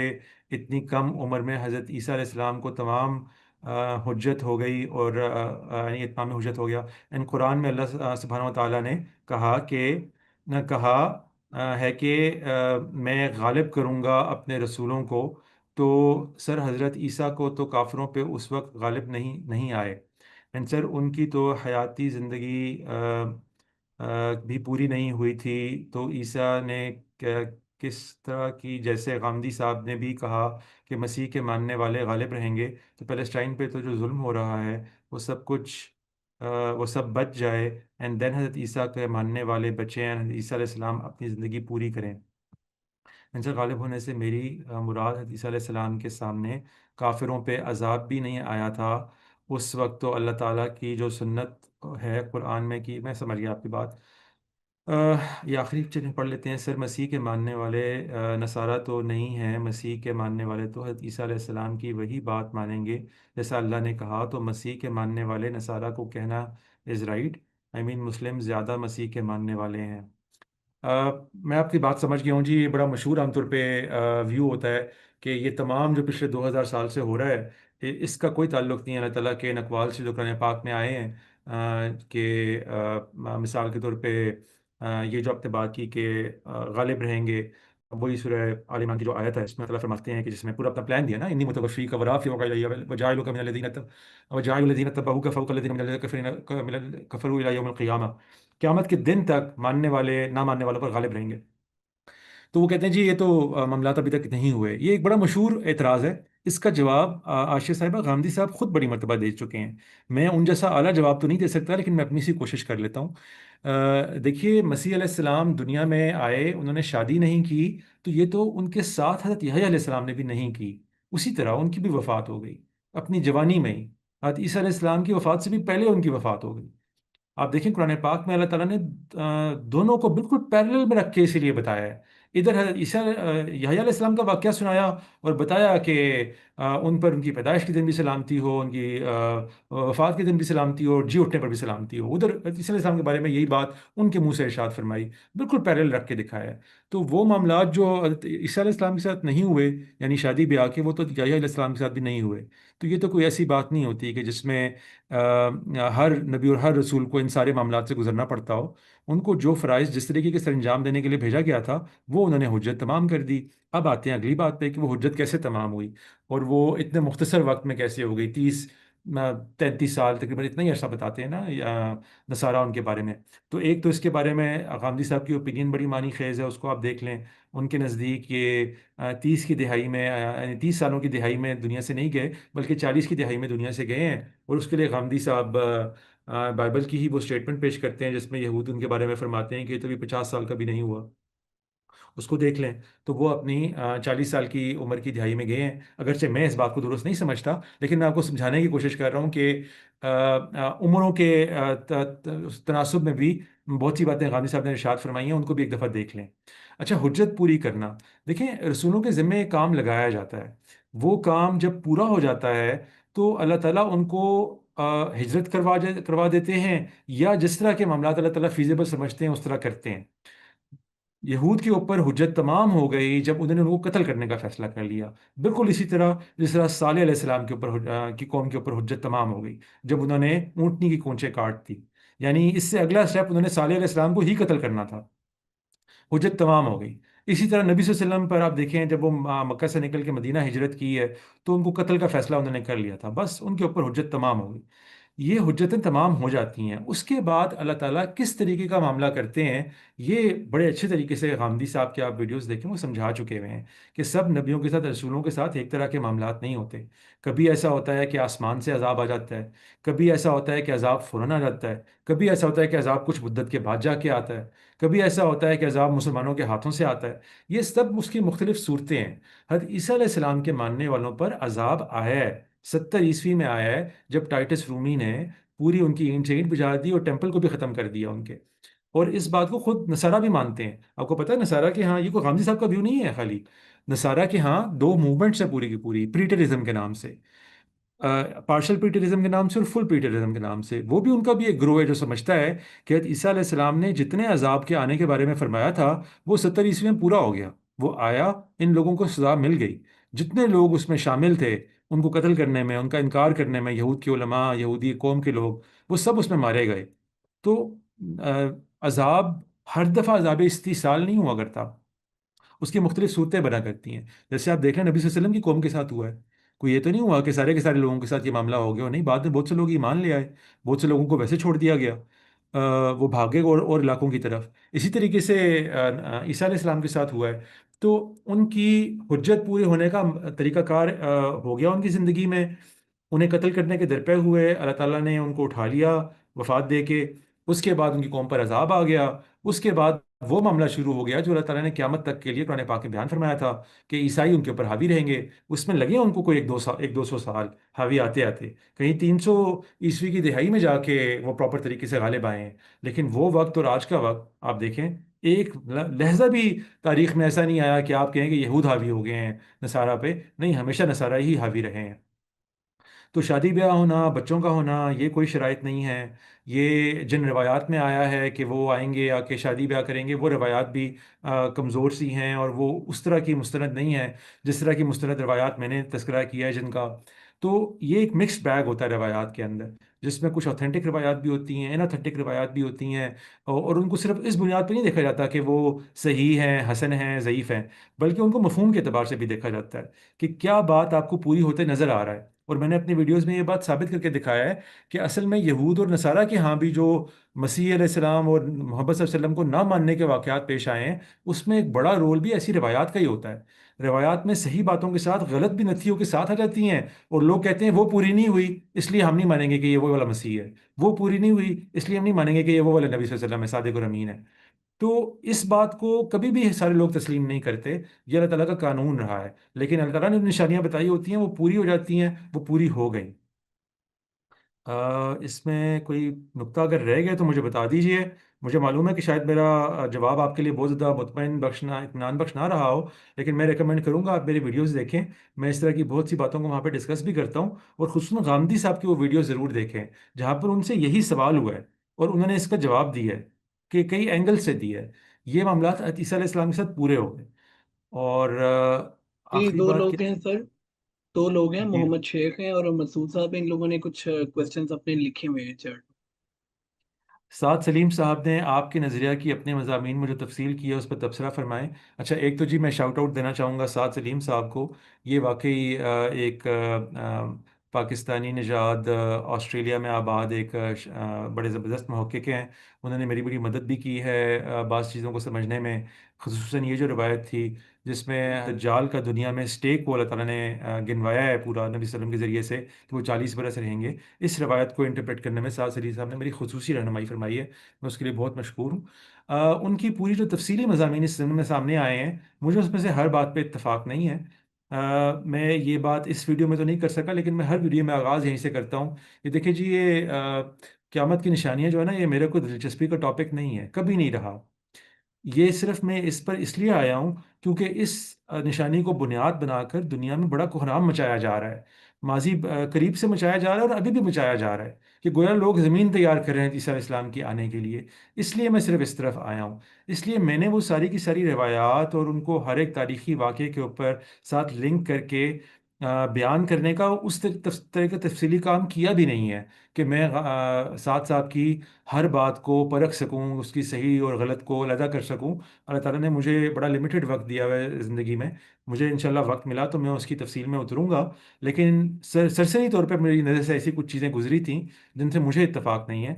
मैं उन चीज़ों को ज़रा और नज़र से देखता हूँ, लेकिन बहुत सी ऐसी चीज़ें भी हैं उसके अंदर जिसमें जब मैंने दिक्कत नज़र से मुतालिया किया तो उनकी राय मुझे काफ़ी बेहतर मालूम हुई है। अभी तक मैं किसी वसूख की जगह पे तो नहीं पहुंच सका उनके ज़मीन में भी, लेकिन मुझे बड़ी आला मालूम होती हैं। मैं इरादा रखता हूँ कि उनके मज़ामीन का बेहतर तरीके से मुताला करूँगा, और फिर इंशाल्लाह किसी टाइम मैं इस काबिल होऊंगा कि मैं आपकी इस बात का इत्मीनान बख्श कोई जवाब दे सकूँ। फ़िलहाल यही है कि उनको लोग ज़रूर पढ़ें, और मुझसे भी डिस्कस करना चाहते हैं कि किसी ख़ास नुक्ते को तो करें, उनसे भी डिस्कस करें, और मैं कोशिश करूँगा कि मैं उनके बारे में कोई राय काम करके आप लोगों को बता भी दूँ। अच्छा जी, मसूद साहब ने एक सवाल लिखा है, मैं वो भी पढ़ लेता हूँ। My mic is faulty. My question pertains to the impact of this tradition on Judaism and Christianity. It as important to them as to us, and more so given that we are seeing the same extremist tendency that we suffered from in the last 2-3 decades. How do you intend to approach this? How do we approach their text objectively to make a holistic case? I may as well be jumping the gun, however, would like to know more how this interpretation will be taken by the scholars who accept views for Muslim for an objective discussion. देखिए जी, मेरी कोशिश का एक बड़ा हिस्सा यही है कि मैं उन तक भी इस बात को पहुंचाऊं. मैंने इसीलिए उर्दू के अपने चैनल के साथ साथ अदनान एजाज खान के नाम से एक इंग्लिश के चैनल भी बनाया है. वहाँ पे मैंने इंग्लिश में भी अपने इनमें से बाज़ वीडियोज़ को डिलीवर करके डाल दिया है. मेरा इरादा है कि इस तरह की किसी फोरम को बुनियाद बनाकर मैं ख़ास कर से जूस एंड क्रिश्चियंस के लिए भी एक प्रोग्राम करूं. मैंने उनके सारे के सारे बिब्लिकल और एक्स्ट्रा बिब्लिकल रेफरेंसेस को सुलझा लिया है. मुझे पता है उनको गलती कहाँ पे लगी है. मैं उनको पिन पॉइंट करके बता सकता हूँ. ठीक है, मानना ना मानना तो किसी कोई गारंटी नहीं होती है. लोग तो हमारे मुसलमान मेरी बात ये वाली नहीं मानेंगे, तो वो मेरी बात क्यों मान लेंगे. लेकिन मैं उनको बता सकता हूँ पिन पॉइंट करके कि उनको कहाँ कहाँ पे क्या गलती लगी है. तो ये मैं करने का इरादा रखता हूँ जी. मैं अपने चैनल पे तो करूँगा ही, मैं कोशिश में लगा हुआ हूँ कि इसके ऊपर बाकायदा एक किताब भी लिखूँ, क्योंकि ये जो यूट्यूब का मीडियम है, ये शायद लेमन के लिए ज़्यादा मुतासिर कुन होता है. स्कॉलर्स और ज़्यादा जो मुहक्किक टाइप के लोग होते हैं वो कोई लिखा हुआ मटेरियल मांगते हैं. मैंने अपने दोस्तों से ये बात डिस्कस की है. मैंने अपना पेट्रियन का पेज भी बना रखा है. अगर मुझे इतनी माली वुसअत मिले और इतना वक्त मिले कि मैं फ़ोकस करके ये काम कर सकूं, तो इंशाल्लाह उम्मीद रखता हूं कि कुछ माह में मैं इस पर किताब भी एक अंग्रेज़ी में लिख दूंगा और कोशिश करूंगा कि वो अपने यहूदी और नसरानी भाइयों तक पहुंचाया जाए उसको. और ये जो सारा मामला ख़ासकर से फ़लस्तीन में आजकल बरपा है, इसमें भी एक बड़ा रोल है उन सारी पेशगोइयों का. तो टाइम इज़ अगेंस्ट मी. वक्त तो निकला जाता है और मेरे पास है भी नहीं इतना, लेकिन ये काम करने का मैं इरादा रखता हूँ जी. मैंने वो सारी अपनी तहकीक की हद तक वो सारी मैंने बातें सुलझा ली हुई हैं. हर एक का जवाब मैं उनको बता सकता हूँ क्या है, कहाँ पे उनको गलती रखी है. कुछ बातों का मैंने अपने आगाज़ में तज़किरा भी किया है कि कैसे उनको एपिसोड्स ऑफ जॉन में, रेवलेशन में बिल्कुल गलती लगी है. वहाँ पर एंटी क्राइस्ट का जिक्र ही नहीं है. उनको कैसे रेवलेशन में नबी सल्लल्लाहु अलैहि वसल्लम के बारे में गलती लगी है. उनको कैसे रेवलेशन में बीस्ट के बारे में और फॉल्स प्रॉफिट के बारे में गलती लगी है, मैं उनको बता सकता हूँ. तो मैं इरादा रखता हूँ जी कि उनको ये बात बताऊंगा. मैंने अपने लिए आज से बहुत साल पहले यही मुतय्यन किया था काम दीन की खिदमत के एतबार से, कि दीन की खिदमत तो बहुत से लोग बहुत सी जहतों से कर रहे हैं. मैंने इरादा किया था कि इंशाल्लाह कोई मिस्ट्री ऐसी नहीं छोड़ूंगा जिस पर अपनी खिदमत सर अंजाम ना दूं. वो जितनी बड़ी मिस्ट्रीज़ थी, चाहे वो ये हों हरूफ मुक़त्तात हों कुरान पाक के, वो बड़ा एक मुश्किल काम था. मेरी कई साल लगे उसको इंटरप्रेट करते हुए. मैंने कर दिया. मैंने ये इदरीस अलैहिस्सलाम का अगला सवाल आया है, मैंने उसको अपनी तरफ से रिजॉल्व कर दिया है. ये क़ालतिल यहूद उज़ैर इब्नुल्लाह वाली बात के ऊपर अब मैंने एक वीडियो बनाना है. उस पर बनाने के लिए मैं वक्त चाह रहा हूँ कि मैं किस तरीके से उसको अच्छे तरीके से बयान कर पाऊँ, क्योंकि उसमें बहुत सारी डिटेल्स इन्वॉल्व हैं. वो आसानी से नहीं समझा पाऊँगा मैं. तो वो मैंने कर दिया है. और कुरान पाक में रेड हाइफर का जो सारा केस था वो मैंने समझा दिया है. तो कोशिश में लगा हुआ हूँ कि ये सारी जितनी मिस्ट्रीज अब तक रहती हैं इस्लाम में, ये मैं अपने तय तो रिजॉल्व कर चुका हुआ हूँ.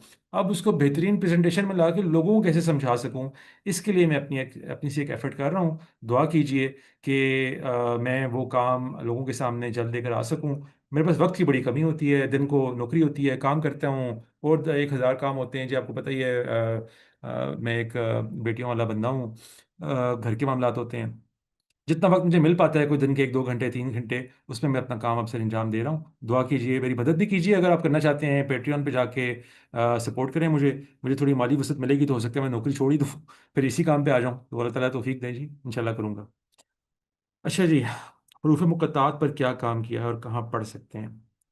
अच्छा जी, हरूफ मुक़त्तात पर मैं इशराक में आज से बहुत साल पहले 2 आर्टिकल्स लिख चुका हूँ. अगरचे वो मेरा वर्जन 1 था, और अभी तो मुझे नहीं लगता कि मैं उसका लिंक यहाँ पर चैट में डाल सकूँगा. लेकिन अगर व्हाट्सएप ग्रुप में आप अगर हैं, ये जो इन्होंने बनाया हुआ है फराज साहब ने, तो मैं उसमें लिंक डाल दूँगा, आप वो जाकर पढ़ लें. लेकिन उसके ऊपर अब मैंने वर्जन 2 बना दिया है. उसमें कुछ रिफाइनमेंट कर दी है मैंने वर्जन 1 के अंदर. और मुश्किल काम था, देखो कोई आसान काम तो नहीं है. एक बड़ी तरीन मिस्ट्री थी इस्लाम की, उसको रिजॉल्व करना कोई आसान काम तो नहीं था. और उसमें 3 फेजेस इन्वॉल्व थे. पहले उन हरूफ की माजी जाना जाए, उस माजी को समझने के बाद उनको जो आपस में इस्तेमाल किया गया, यानी हर जगह एक हरफ मुक़त्ता तो नहीं आया, दो दो दो तीन तीन पाँच पाँच तक आए हैं, तो उनका आपस में क्या लिंक है वो इस्टेब्लिश किया जाए. फिर आखिरी बात यह है कि उनके अंदर जो ایک تو ان کا واضح مفہوم ہے نا، ایک علامتی مفہوم ہوتا ہے، اس علامتی مفہوم کو اخذ کیا جائے. اس میں تھوڑی سی مجھ سے غلطیاں ہوئی تھیں ورژن 1 میں، ان کو میں نے ریکٹیفائی کر دیا ورژن 2 میں. ورژن 2 کا پہلا ہاف یعنی الف لام میم سے پہلے تک کی جتنی ہسٹری ہے کہ ان کو کیسے سمجھنا ہے، وہ میں نے اپنے پیٹریون کے پیج پہ ڈال دیا ہوا ہے، پورا ریسرچ پیپر، وہ آپ وہاں سے ڈاؤن لوڈ کر سکتے ہیں. اس کا اگلا سیکنڈ ہاف جو ہے یعنی الف لام میم سے لے کے نون تک کا جو جتنے حروف مقطعات ہیں ان کے معنی بما ان کی توجیحات کے، وہ میں لکھ رہا ہوں دوبارہ سے ورژن 2 کے لیے. وہ میں انشاءاللہ انگلش میں ہی لکھ رہا ہوں، تو وہ میں ڈال دوں گا اپنے اسی پیٹریون پیج پہ. پیٹریون پیج پہ لنکڈ رہیں، اور ایک دفعہ جب میں لکھ لوں گا تو یعنی درست کر لوں گا اس کو، تو پھر میں انشاءاللہ اس کی ویڈیوز بھی بنا دوں گا. آپ یوٹیوب پہ بھی اس کو دیکھ لیں گے. کوئی اگر آپ نہ دیکھنا چاہیں، پیٹریون پہ نہ جانا چاہیں، تو وہ میں کر دوں گا. جی بہت شکریہ. I think there are no more questions and we can end the session. بہت مہربانی جی، جزاک اللہ، آپ نے مجھے موقع فراہم کیا. میں حاضر ہوں اپنے پیٹریون پیج پہ، کوئی لوگوں کے میرے سے سوالات ہوں تو وہاں پہ مجھ سے کر سکتے ہیں. جزاک اللہ. جی سر، تھینک یو سو مچ. تمام پارٹیسپینٹس کا بھی شکریہ. نیکسٹ 1-2 ہفتے بعد انشاءاللہ اگلے سیشن کے ساتھ آپ لوگوں سے دوبارہ ملاقات ہوگی. اللہ حافظ.